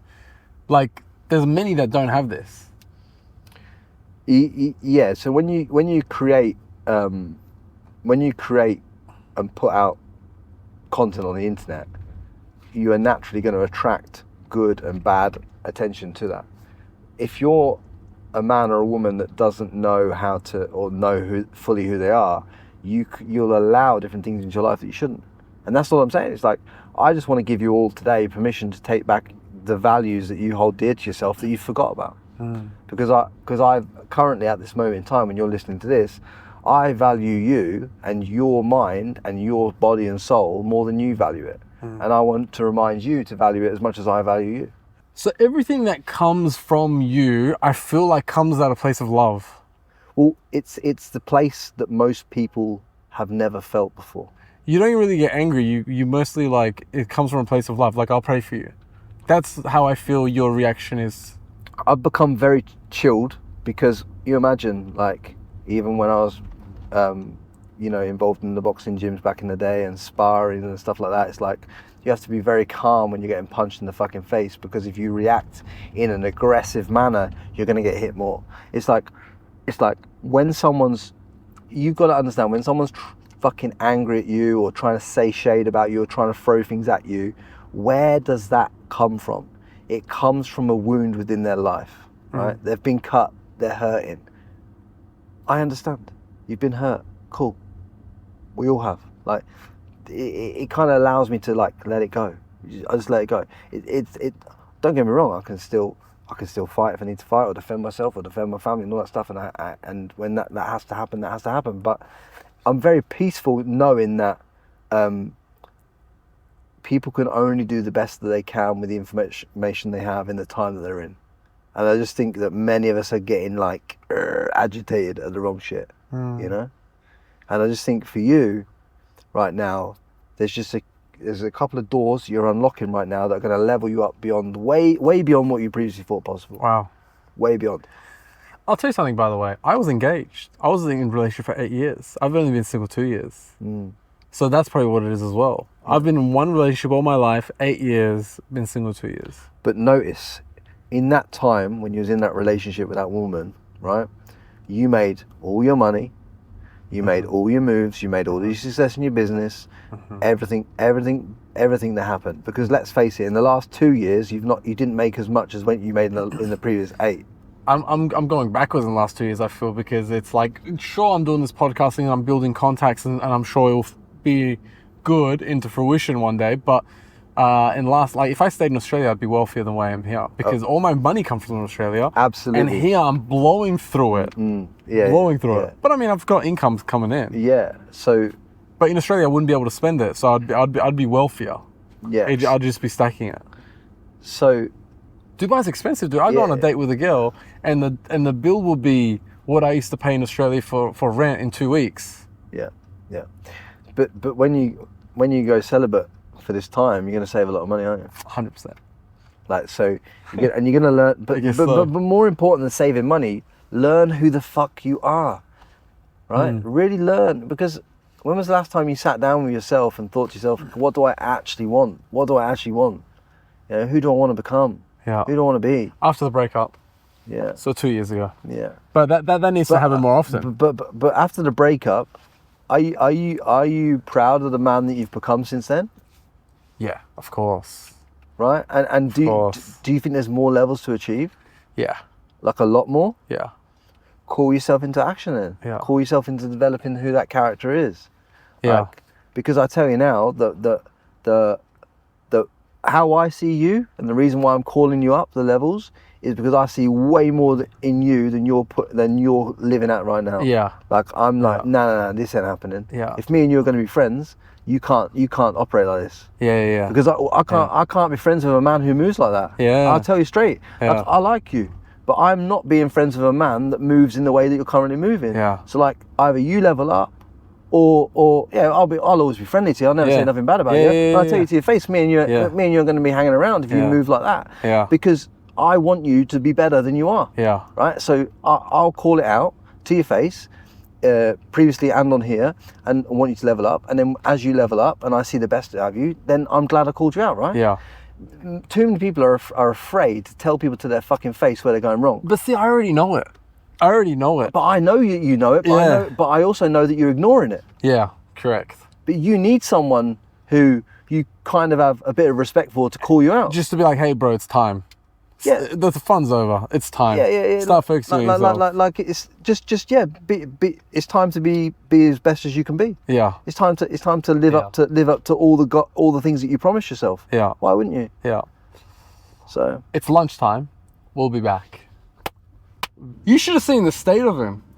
Honestly, I feel sorry for his mum. If his mum's watching this, I don't know how you raised him. This guy's like, I eat simple things. I'm a plain eater. I'm not into Persian food. Like, I mean, he's into Persian women though. I like. Yeah, I don't mind Persian women, but like Persian food's not. And how was it? No, it's good. It's good. It was my first experience of Persian food. You liked it, right? It was good. No, it was good food. It was good food. No, it was good food.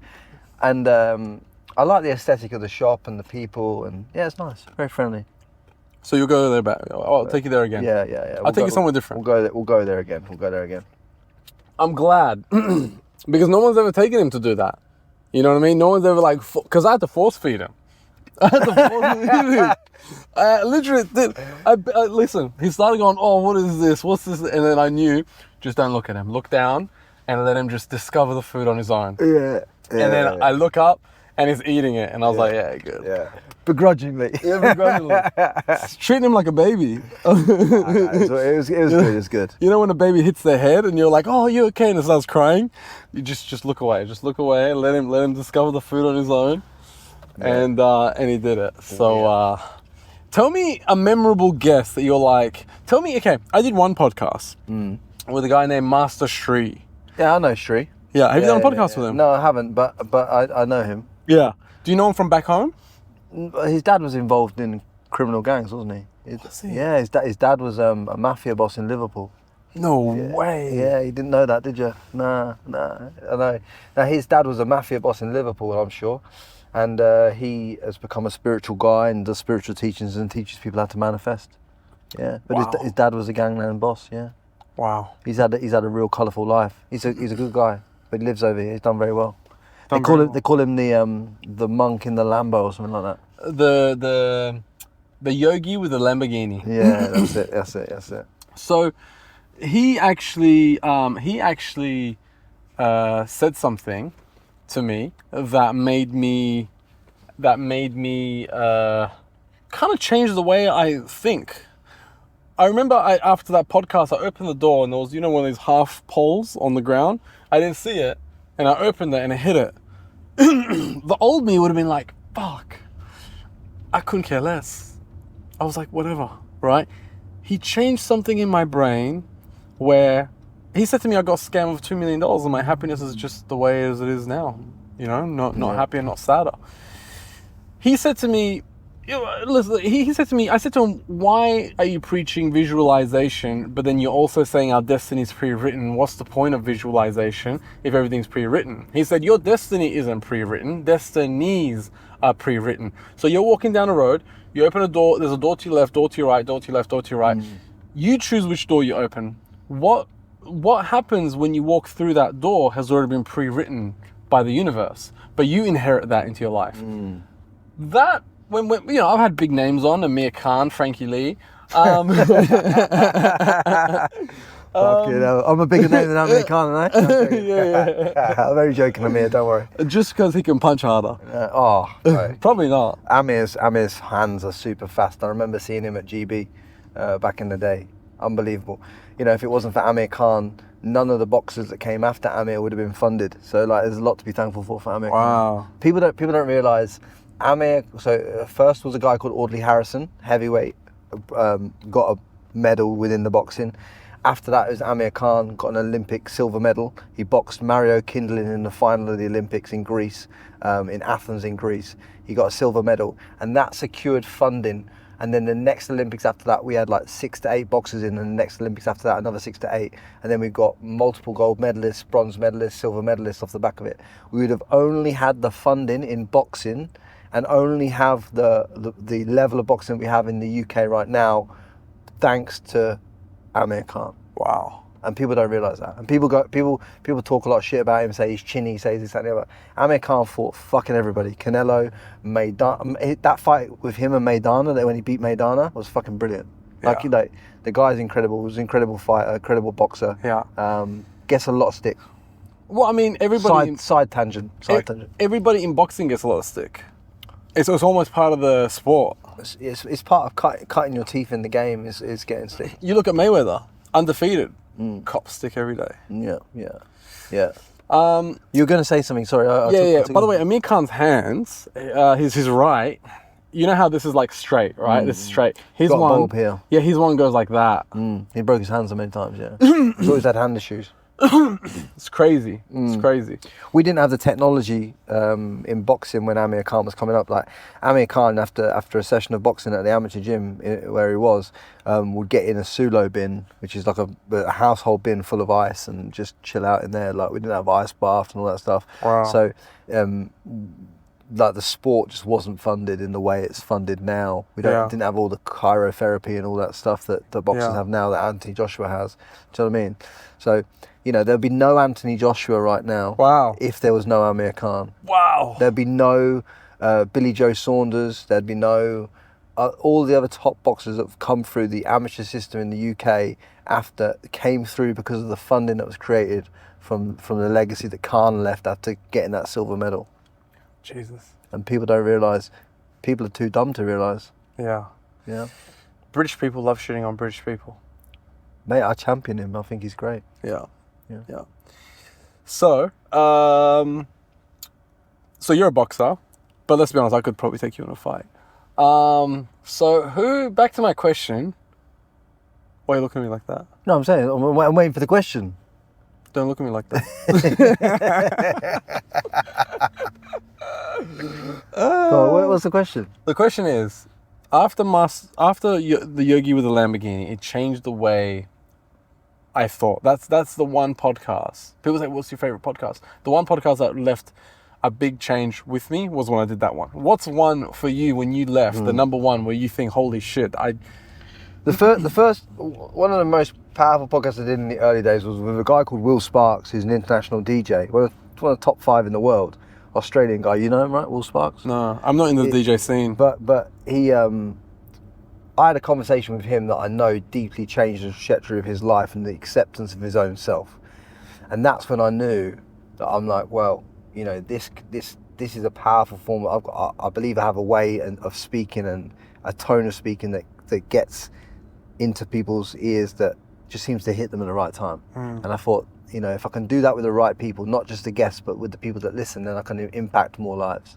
So I thought, you know, I'm on the right path. That was the first one. Yeah. And there's been others since as well that have been impactful, but you know, I try and leave an impactful part on everyone that I meet. You know, even like our conversations that me and you have had off the podcast, on the podcast. I'm trying to impact you and move you forward towards your best self at all times, to make sure you're congruent with who you say you want to become.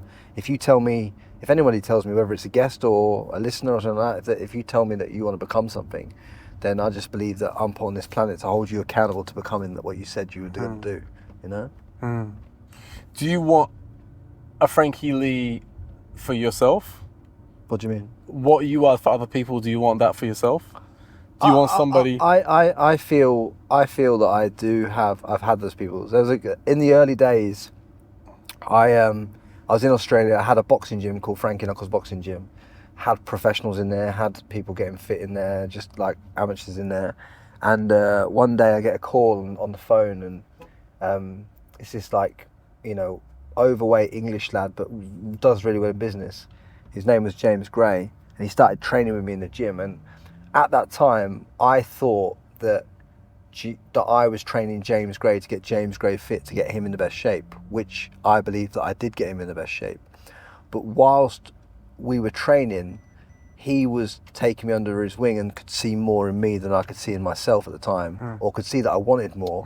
And he was teaching me to read books, to learn sales, to learn marketing, to read things like Think and Grow Rich and all this stuff.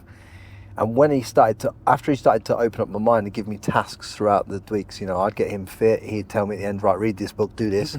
Next week I'll have done that. You know what I mean? So he basically pivoted me, got me into sales and out of boxing, which then allowed me to change my life with business and everything else.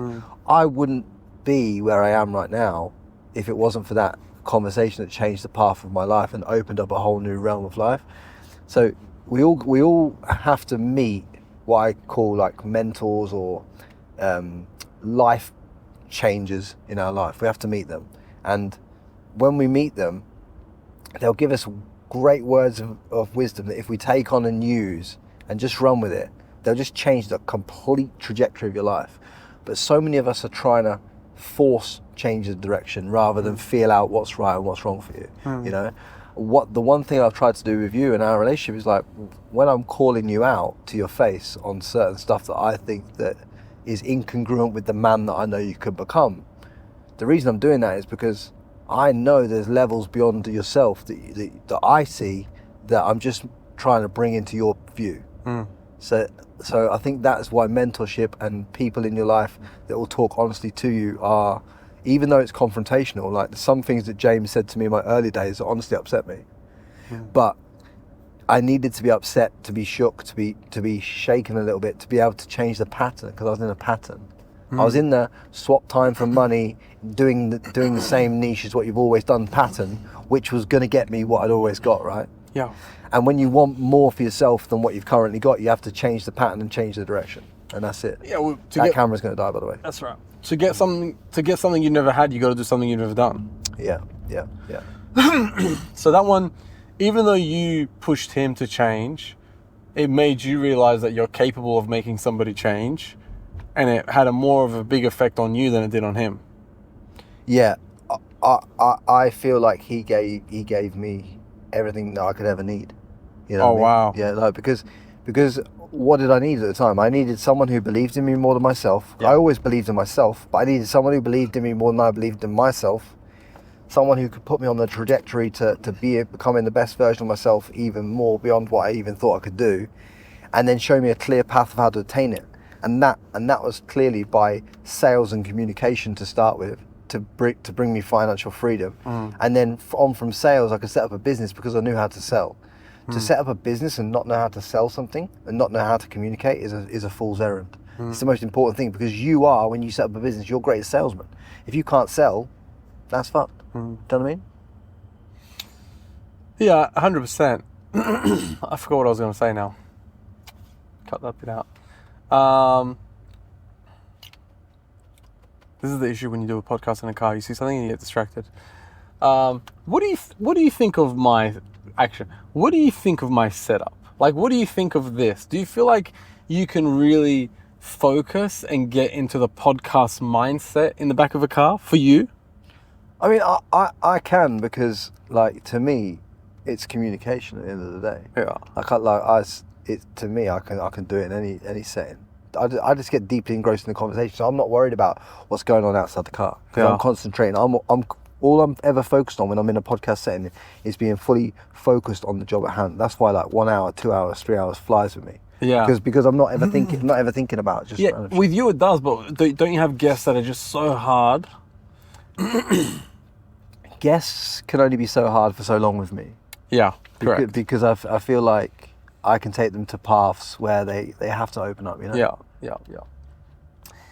You know, you said you'll do anything you can to get a guest, right? Through your network. No. I said I'll do whatever needs to be done to get a guest. To get the guest, correct. Right? Well, I mean, it's pretty much what I just said.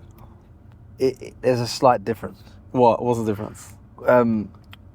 I'm saying, you know, I will find out what needs to be done to be able to get a guest. You're saying, like, I'll do anything. No, I won't do anything. Oh, I see. Yeah, you see, there's a difference. This language pattern is real. I see. I won't do anything to get anybody. Sure. Right? Sure. Because then that gives away my power. Yeah. I'll do what I need to do. Yes. Within my boundaries of limits to get a guest. Got ya. Right? Got ya. That makes sense. But this is why nuance on conversation and picking up nuance of what people say and what people don't say. Yeah. Because, and if I just blindly gone, yeah, I agree with you without correcting it, I'm just complicit to having my life directed by someone else's fucking thesis. Yeah. You understand? Yeah. So this is every time. Listen to what people say, and if it isn't congruent with what you're trying to communicate, call it out and just put it right. Because in that moment, it's so simple to do it. But after the fact, see, if I'd let that go, I'm compromising again. Because what you've said is not what I'm saying. Do you see what I'm saying? Yeah. I ain't compromising. Now, you know why I said that? Because you used a big word that I don't know what it is. What word? I don't know. You used a big word when you said that at the beginning. What word was it? I don't know. It was like 2 hours ago. I don't even know the word. If I knew the word, I'd use it. When I asked you... There's a word in the English language called, it's anti-disestablishmentarianism, and what it means is of the church. Spell that. I can't spell it. But that's the longest word in the English dictionary, I believe. Anti-disestablishmentarianism. Okay. And it means of the church. Church. I think that's what it means, yeah.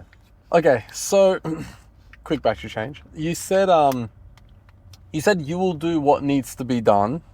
It needs to be done. Yes, to get a certain guest on your podcast. Yeah.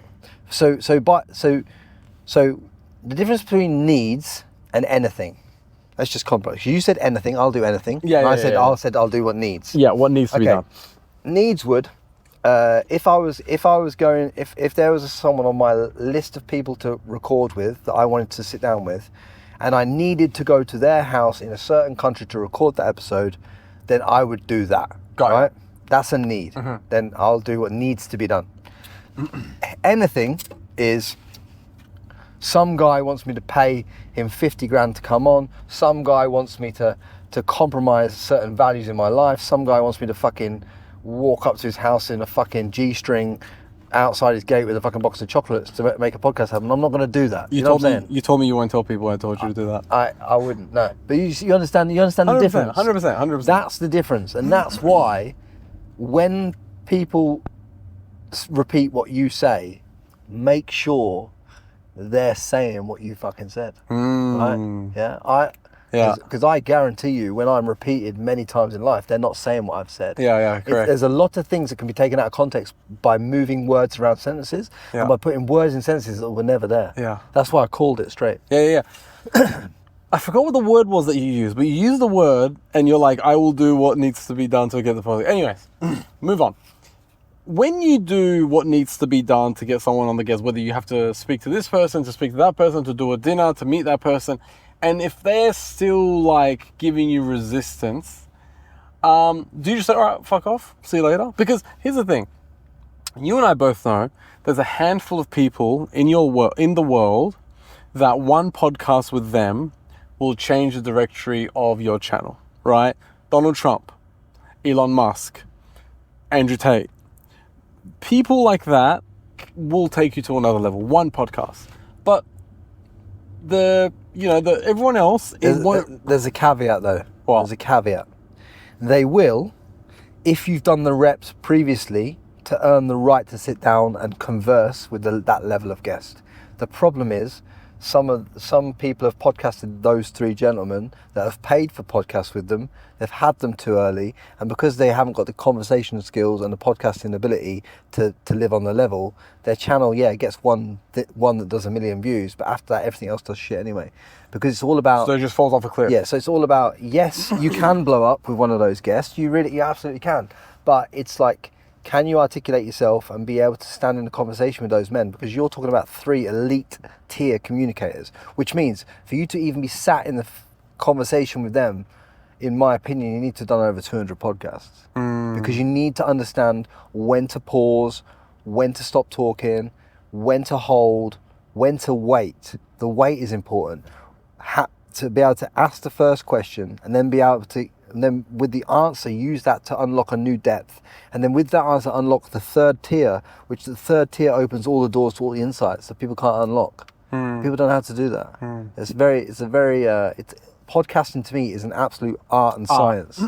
Yeah, 100%. And too many people are treating it like a side hobby, a side gig. I treat podcasting like art. To me. I do too. This is why like there's so many more levels to the game than what we've both experienced, and in order to go and see those levels, you have to really treat it as art. You can't treat it as anything less. It's not just content on the internet. You know what I mean? Yeah.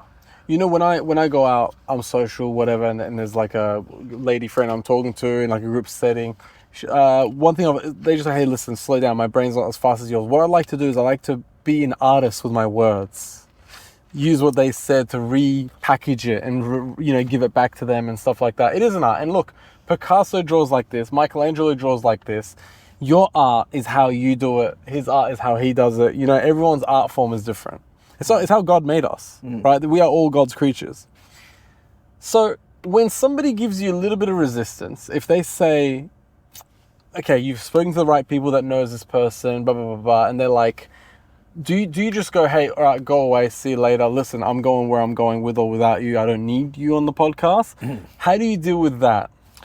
I don't need any of them for a start, because I know where I'm going, and I know the destination, I know the plan, I know the time frames happening, right? And everything's happened in that time frame. And what happens in 2025, you'll see. And that's all been planned and strategized from day one. Like, I have it all laid out.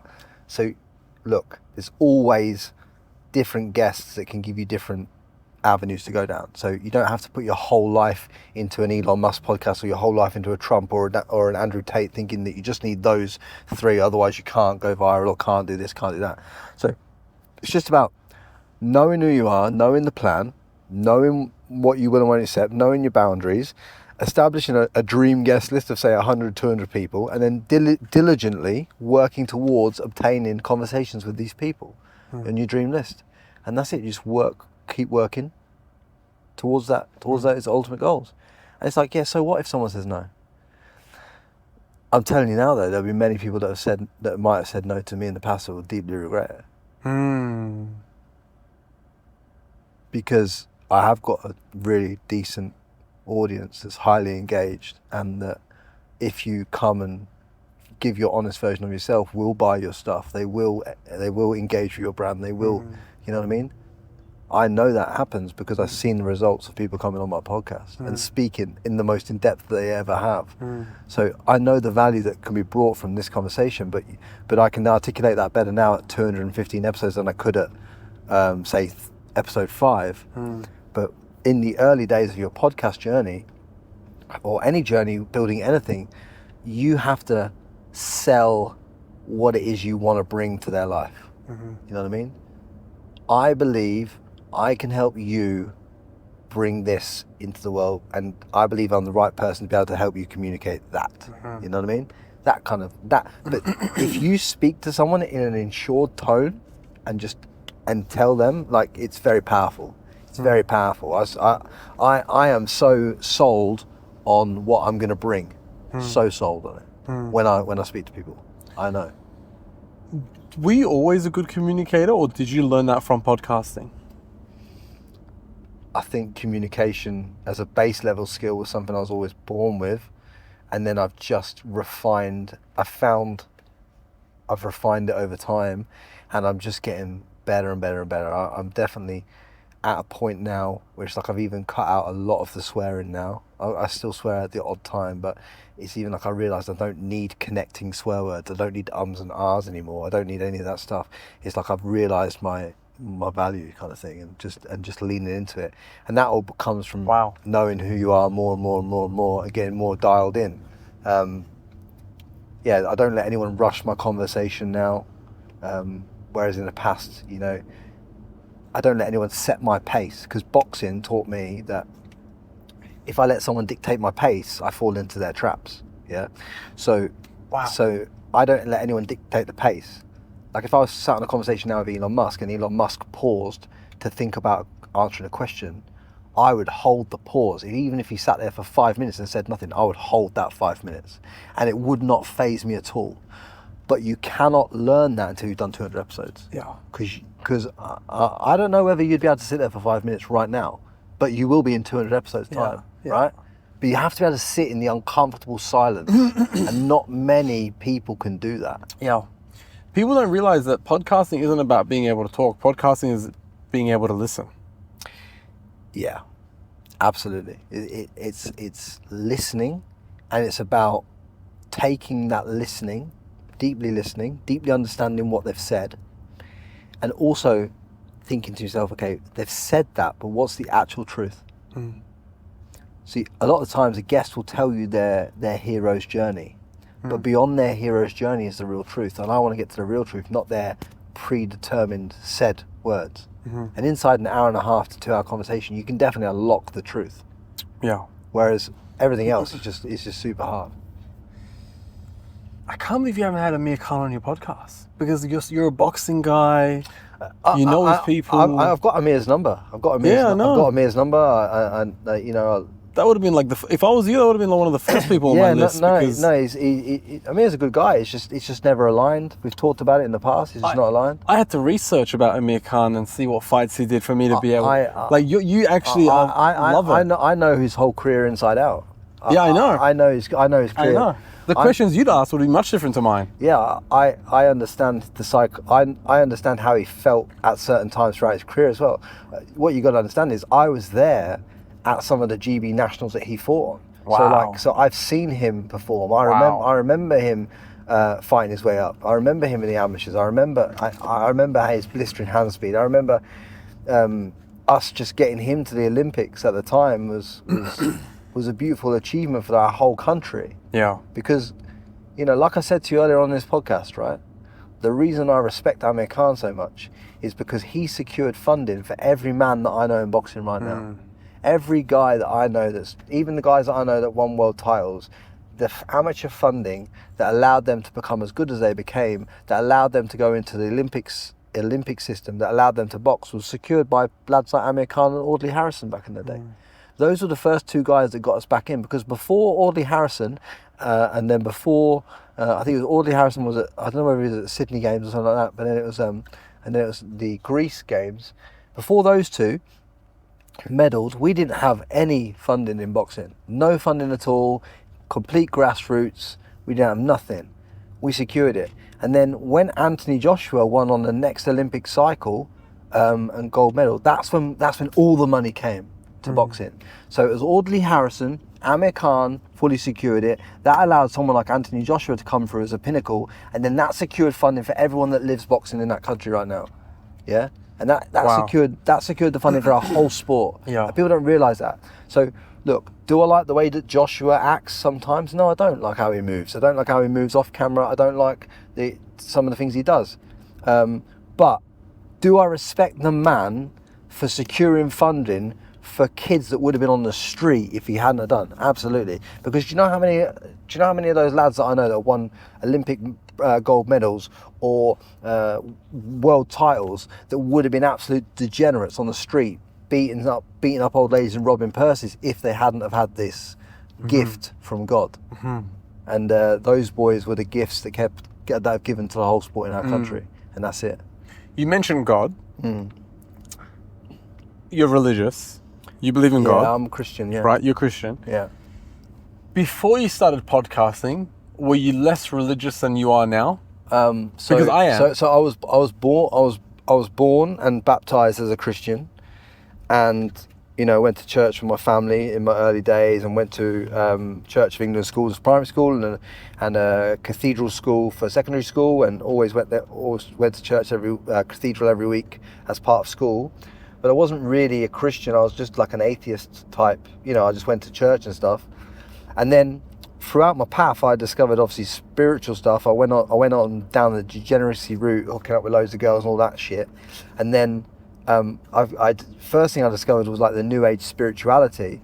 And then what I realized was that New Age spirituality teaches you that you are God, right? And that is a very narcissistic way to be, because New Age spirituality always teaches you that you are God, that you control the world, that you are this. So basically what they're saying is that you don't report to anybody, you report to yourself.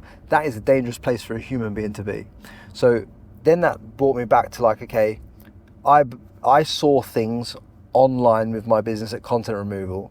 I saw things that I thought were satanic, right? In the way that they were. When I look at the porn industry, when I look at some of the content I'm removing, that is what I would call like demonic possession, right? So I thought, well, if I believe there's demons, and if I believe there is satanic stuff out there, and I believe in that, then that must mean that God exists. Okay, cool. So who is God? What is God? Well, I read all the books. I started to read the Torah. I started to read the Bible. I've read the Quran. Now, don't get me wrong, I'm not a scholar of the Torah or the Quran or the Bible, but I just wanted to have a broad strokes understanding of the books, and how, and obviously those three books are all from the Abrahamic religion, so how they all came down and what was said in all these books, right? Which I kind of have a brief understanding of most of them. Then it's like, well, I had to make a decision, and I resonated most with the Bible and everything that's held within the Bible. And look, I'm not saying I'm the most perfect Christian man in the world, but do I believe in God? Absolutely. You only have to read Revelation to see it coming true in our life today, in real time. Everything that was prophesied thousands of years ago, I'm seeing it in the reality. And some of the stuff that I've seen coming down the pipe because of the industry that I'm involved with tells me that God's absolutely real. And I'll tell you now, there's not a chance that I'm ever going to believe that I am God of my own life, because that to me is narcissism. Before we left off, we talked about God, right? And I was always on the fence about God until I started podcasting. After I started podcasting, I don't know what it is, but I realized there is a God. So, did you also have the same epiphany? Because you were an atheist. No, so like I said before, I was born into a Christian family, was baptized, then went to Christian schools, was going to church and stuff, but not really believing in it. What happens is, when you get into the content removal game and you see some of the stuff that I've seen online, I believe with what I've seen that satanic does exist because of what I've seen online that other people can't see, right? That I've seen. Yeah. Okay. So if I've seen some of this stuff and I believe it's satanic the way that I do, then that logically dictates me, if there is Satanism, there must be a God. Yeah. So that's how I came back to it, because I realized how much evil there was in the world and how much satanic agenda there was. So there has to be a God. Yeah. But New Age spirituality, what I was saying to you all is, New Age spirituality teaches you that you are God, right? Mm-hmm. Well, that's a very narcissistic way to be, because you're basically saying that you create your own destiny, you create this, you create that. But most of us would have seen in our lives things that have happened that seem to us to be like, wow, that's more than a coincidence. Okay. That to me isn't you being God and creating that. That is someone above your pay grade creating that opportunity for you. So this is what I believe. I believe there's a cloud of opportunity in the sky, and it's your job to work on yourself and open those doors for you to be able to get that stream of opportunity inbuilt into you. Yeah. Okay. So so you have to do the internal work for you to be able to be fitting for the opportunities in the cloud that has already been pre-written. So I believe and I subscribe to the fact that you are your own God because you control your destiny, because you have to work on you for you to be able to accept or receive what's already been written in the universe. Have you read the book The Alchemist? Yes, but The Alchemist is a great book, but it is New Age spirituality. So New Age spirituality books are The Power of Now, The Alchemist, all these are New Age books. There's nothing wrong. They give a good message, but the message inherently teaches you that you are God. And I believe, I've read all those books, but if you read any like biblical text, like the Bible, obviously, it teaches you that there's a greater person beyond you. And as soon as you understand that and start leaning into that more, your life inherently gets a lot better. Because New Age spirituality, because it teaches you are God, it creates these narcissistic traits within you that hold you back from opportunities that are more abundant, I find. Because I do... I'm all good. Good. This is the Persian food. Yeah. Because, okay, so what's the difference between New Age spirituality compared to Old Age spirituality? I don't know what Old Age spirituality is. Isn't spirituality supposed to continuously develop? Look, if you want to have it crystal clear, right? What the difference between Christianity and everything else, New Age spirituality and every other religion is this, right? It was written in the book, and if you believe the book, unless you believe in Jesus, you can't be saved, right? Okay. Yeah? Which says then, with every other book and religion, and every other spiritual piece gives you ways out, but there's no way out with Christianity. It's like you've got unless you believe in Jesus Christ, you can't be saved. It's the only one that gives you no way out. Yeah. And it's the only book that tells you that the only way to God or heaven or whatever you want to say is through that way. I don't know. I don't have all the answers. I'm not professing to be a religious scholar. I'm not even trying to preach religion on this podcast. I'm not trying to do that. Yeah. I'm just saying, like, when I read all the New Age spirituality books, when I read all the biblical texts, I came to my own conclusion, one, that there has to be a God, because I've seen some satanic stuff through contentremoval.com and what I do as a business. So there is always polarity in this world. So there has to be an opposite to everything. Correct. So if I believe I've seen the satanic stuff, there has to be a God in my mind, because I've seen everything in this world has polarity. Yeah. So that can be no different. Yeah. So then it was up for me to pick, okay, what is God? Am I God? Or is there something above me? Well, I look at this world, and what we're driving through now is so perfect and so well created, and all of these cars have been designed by humans, and they've all conceptualized that in their mind. And who gave them the power to conceptualize that in their mind? Themselves? Yeah. You think about how perfectly the human body works from a cellular level upwards, and the organs and how it's all.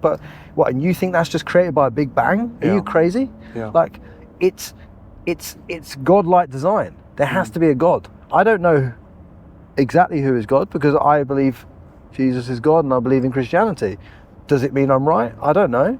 How can I know? I'll find out at the end, won't I? But I'm just saying, like, it's better to believe in something beyond yourself than it is for just believe in you. Okay.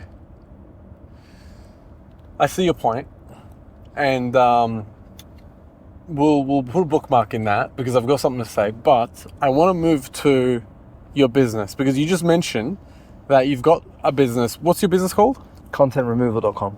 So it's basically negative media or negative. What would you say? We remove online content for celebrities, brands, and influencers. Images, videos, search results, fake accounts, fake media, news articles, anything that needs to be contained reputation management-wise online to protect the client, to protect their brand, to protect their intellectual property. Got ya. Okay. So you would see a lot of shit. Yeah. Have you ever seen like a girl reach out to you saying my boyfriend posted a porn video of us? Thousands of times. And you go and get it removed? Yeah. But I've also seen it on the other hand, where the girls put out pictures of the guy online as well. Wow. So it's not just revenge porn doesn't just happen on one sex or the other. It happens both ways. Wow. You know, there's a group in Dubai called, I think, was dating the same guy. There is a group called Dating. Yeah. I don't know about it, but because I wouldn't be on it because I don't date here. But Well, no, it's only women on there, and they basically go on there and they basically out guys. But you can't mention the name. If you get mentioned the name, they delete the post and they kick you out. Right. So they'll be like, bald guy, English, does podcasting, referring to you. Did this to me, did that to me, something like that. Right. Okay. Could you get that removed? Well, one, that wouldn't be written about me because I don't date in Dubai. Okay. But two, Well, you just had a girlfriend in Dubai recently, didn't you? no, I was dating a girl that I came to Dubai with. You've never dated a girl in Dubai? never dated a girl in Dubai. Not one girl? Not one girl. No way. I took a girl out on a dinner date, like two girls out on a dinner date here. But you've never actually been in a relationship with a girl I've from never Dubai? been in a relationship with a girl from Dubai, and I never would be. Uh-huh. Because I cannot risk the reputational risk of dealing with that level of shit. Uh-huh. Wow. I wouldn't do it. Wouldn't do it. I would love to be able to date a woman and know that, but like look what Dubai brings. Dubai isn't the chapter for dating. Yeah. Dubai is a chapter for business growth, podcast growth, and everything else. You know what I mean? I know. If you're gonna you got to understand what chapter you're in before you start exploring every avenue. Like, So you're very aware of your settings and everything. So okay. So that's why you're not fully always here, because you treat this place like a business. This is a place to do business, to grow, do podcasting. I come to this place, and I use Dubai for my growth and for what I need to use Dubai for my tax basis, for my business hub, for my ability to podcast, this, that, and the other. But as soon as I start if I started to try and use Dubai for dating and for moving my life forward in that realm, I would start to get smacked right in the face, because it's not for that, is it? It's clear to me. What man do you find here that has a great time in the dating realm, dating in Dubai? Tell me. How many? This guy. You reckon? You reckon your dating life is successful in Dubai? If it's dating with the intention of getting a relationship, no. It's not successful at all. And that is how I define dating. You cannot find a long-term woman in Dubai, but you can find the woman of tonight in Dubai. Yeah, but that's not dating. That's not dating. So I'll go back to my original question. How come? Well, we both know a lot of successful men in Dubai, right? Are doing great things. Have got their money sorted, got their life sorted. Decent-looking fellas. How's their dating life? Not good. No, because you're not meant to date in Dubai. Haha. Dubai isn't dating. Dubai is business, life, move your life forward, change levels, change gears. That's what Dubai is. I don't stay in Dubai all year. I spend a portion of my time in Australia. I spend a portion of my time in the UK. I spend a portion of my time in Marbella. I spend a portion of my time in Miami. I'll pop to Istanbul, and I get different things from different locations. And every location has a chapter of my life. Now, if I go back to Australia and I go to the parts of Australia and know the type of people that I know in Australia, could I date in Australia? Absolutely, I could, because of the place I go and the elegant women that I know out there are dateable and wifeable, right? And then could I travel around the world with them to these places and take them with me? Yes, absolutely. Can I go to England and get an elegant wife? Absolutely. Can I go to Istanbul and get an elegant wife? Yes, absolutely. But I don't believe, from what I've seen of the marketplace here in terms of dating culture, that I can come here and find, it's a possibility, but I don't believe I can find the woman of my dreams that's living in Dubai. As soon as a woman says to me that she's been in Dubai a month, a year, instantly in my head, she's been corrupted. Or instantly, if she follows me on Instagram and I see who she follows, bearing in mind the background checks that I can do on women compared to other men are just undeniable proof. I can see everything, brother, everything, like beyond all measurable doubt of what's going on in someone's life. Wow. Beyond what they say to me. So when you can see that level of stuff, it's really hard to date in this culture. And to be honest, I wouldn't want to. Wouldn't want to. It's not the place. What percentage of your time annually do you spend in Dubai? Majority? No, I'd say maybe 3 or 4 months a year. But it would be the most out of compared to any other city, no? Maybe. Sometimes I've just spent 2 months in Australia before here, which is very wholesome to me. I love Australia, I love the Gold Coast. So I spent 2 months there. I'll spend 2 months here, then I might duck out, pop to England for Christmas maybe. Then I might pop back here for 2 more months, then I might go to Miami for 3 or 4 months. So because your business is online, you can do that. You'll still make money. Yeah, I created my life so that I could do that. Now, yes, does it cost me revenue to do that? Yes, because I'd make more money if I stayed in one location, absolutely. But it wouldn't be my ideal life and way of living. So, but to go back to your question on contentremoval.com, like contentremoval.com, you know, I was working in reputation management years ago, and then I invented a way that people could, instead of pushing down content, they could remove content online. You know, and I started to sell that to the biggest celebrities and brands to the world. And inside 3 months of setting up the company, I had a company that was doing $500,000 a year on retained basis, and I built it from there. You know, and it's been a really good vehicle to allow me to travel, to allow me to see the world, to allow me to you know, pay my mortgage off back in the day and look after my family in ways that I never believed I would be able to without it. And you know, it's been a very great business, and I've served the world a lot. And you know, I've built a good little offshore team that are able to add value to people, and it's been very fruitful. You know, it's been a real business where, you know, because we only look after people that deserve looking after. Like we don't remove content for like rapists and paedophiles and people like that, which other companies do, but we don't do that. So we stand. I stand on the moral obligation of what we've got to do. So we only engage and look after people that we believe need looking after because they've been unfairly treated, and we have a good moral compass on what's unfair treatment and what's not. And yeah, we just go and scale from there, and we get to look after some of the biggest brands and celebrities in the world for doing that. Have you had pedophiles say to you, "Hey, get rid of this views"? We've had pedophiles and rapists reach out to us that want to remove content. We don't work for them because that, I believe in karma, and I believe that karma comes back round real fucking fast. Of course. And you know, I don't want to align myself with those type of clients, and I don't want our business aligned with those type of clients.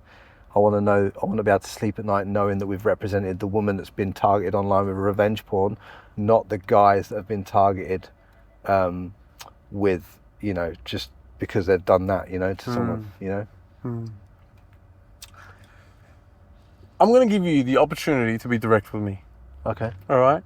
Obviously, you're the OG of podcasting. You've been doing it for a while. I'm not the OG. I mean, if you're going to talk about OGs, you've got to talk about like Rogan and this and the other. But I've been in the game for 5 years. Well, there's multiple OGs. Yeah. Can't be one OG.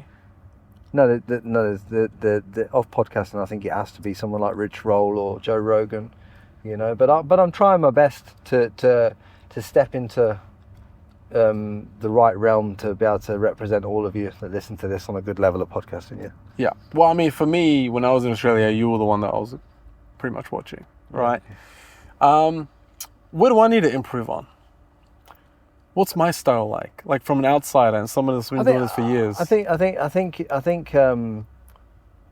just if I was going to say, I'd just say like really sit down with yourself and really fully understand who you are and where you want to go in your business, your life, and everything else. And I know it's all a joke to you about the women and the stuff and all that, but I think deeper down when you actually search it out, you'd say to yourself, well, why is it a joke? Why am I trying to make this a laugh? Because I'm a serious guy. You've done serious stuff. Treat and act yourself accordingly. You know, just treat yourself with the respect that you deserve. Don't make light of everything that shouldn't be made light of. You know, and then when it comes to podcasting, it's like just allow yourself to fully embody the conversation without getting distracted by what's out the window or by something that you've seen in the car or this and the other. It's just bring all your power back to yourself, because you're a man that's done great business and done great things, that allows himself to get distracted by the dumbest shit. You know, and you don't need it. And I see way more levels in you, and I want to see every level come out of you along the way. You know, and if you listen to even fucking 2 cents of what I say today and what I've said to you before this podcast, I guarantee you'll make another 25 million this year. Not this year, 2025, because you've got the ability, but you just need to concentrate and stop concentrating on the wrong things. You just don't need it. You're just way beyond it. It's like to concentrate on some of the things that you think you need to concentrate on now would be taking yourself backwards. Yeah. I believe in you. So appreciate you. So for the podcasting, don't get distracted by what's outside the window. Did you notice that? Yeah, I notice everything. Yeah. Okay. Let's say I play basketball with someone. I'm thinking, are you taking this seriously because you can't play? Is it like that? Are you thinking like, bro, what are you doing? Or do you think I have a real talent for it? Or do you think no? No. I just think that you can be direct with me. No, I just do look. In terms of like, we're on different podcast journeys, right? Because ultimately, the reason perhaps I do podcasting was a deep, intense why from the off, and I don't know if you potentially had that when you started yours. I don't know, but I had a deep, meaningful why that still sticks with me right now. What is your why? To help people break patterns and flip perspectives in their life, so they can have more clarity, direction, and success in whatever they pursue. Got you. Yeah, super clear, super direct. Know what I'm about. Know what I'm here to do. Right. I think when you're in, I don't know whether you have that dialed in yet.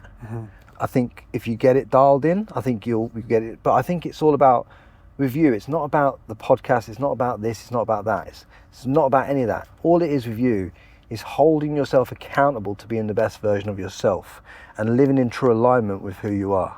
You've done serious business, you're a serious man, you've made serious money. Act accordingly, right?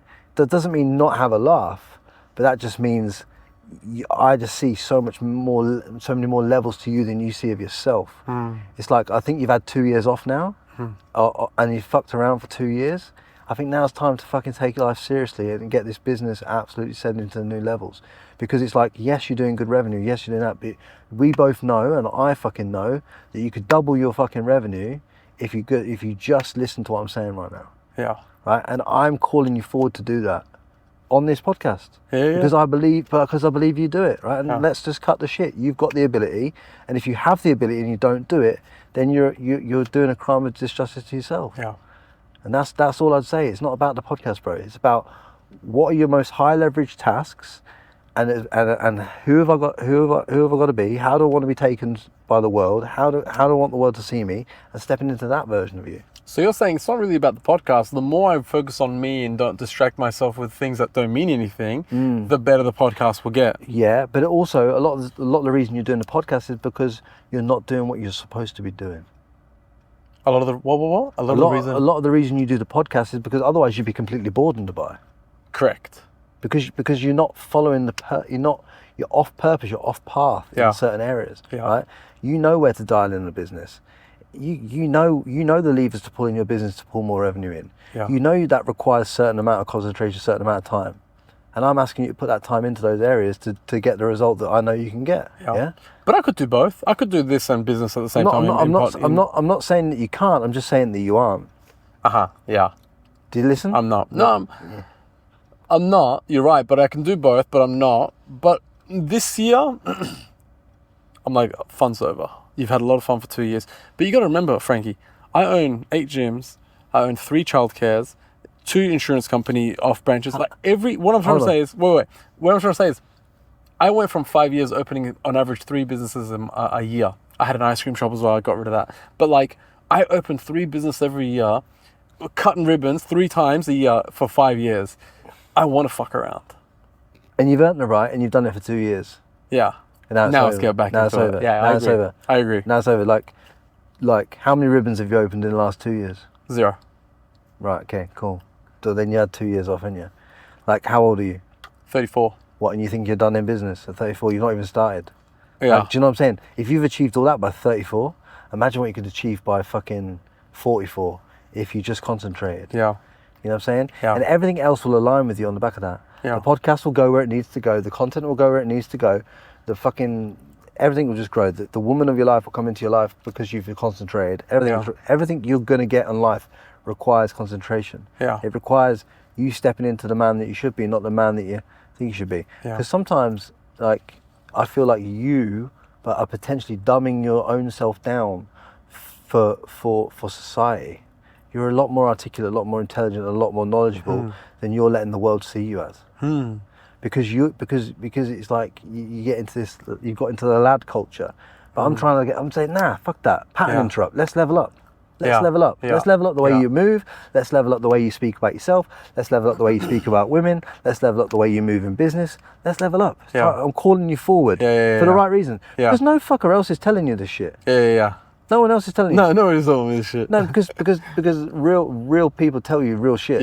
Like, and I've said to you, I don't know whether it's going to be in this episode or whether it's before the podcast, but I said to you, look, if you don't level yourself up to the level that I know you can be, after a while, it's not like me and you won't be friends, but it's like, I don't hang around with you, like... you're not going to be on the same frequency as me. Because you're not, we can't, I can't allow you to play at that level when I see more in you than that. So if you're going to be my friend, right, and friends level each other up, right? So I don't allow anyone in my life to play at this dumb, fucking, stupid level. Talking about getting with random chicks and fuck that. What are you talking about? Level the fuck up. Let's fucking go time. All right? That's it. Podcast out. Appreciate you. Appreciate. Thank you. Listen, thank you for giving me 5 hours of your time. That's brother. Appreciate you. It's been a good day. It has been a good day. I've enjoyed it. I've tried to call you out on everything that I felt needed to move in your life. And guys,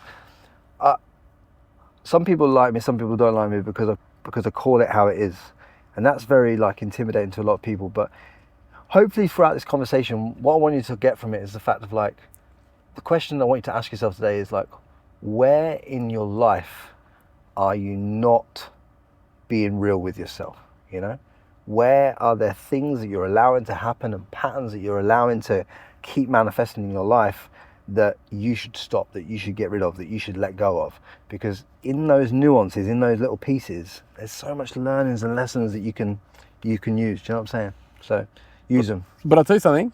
Winners love criticism. It's always an opportunity to grow. So don't ever shy away from it. But this wasn't, and this wasn't even, he thinks that's criticism. That's not criticism. I'm calling him forward to his best version of himself that I know is there now. Like, he can turn this on today.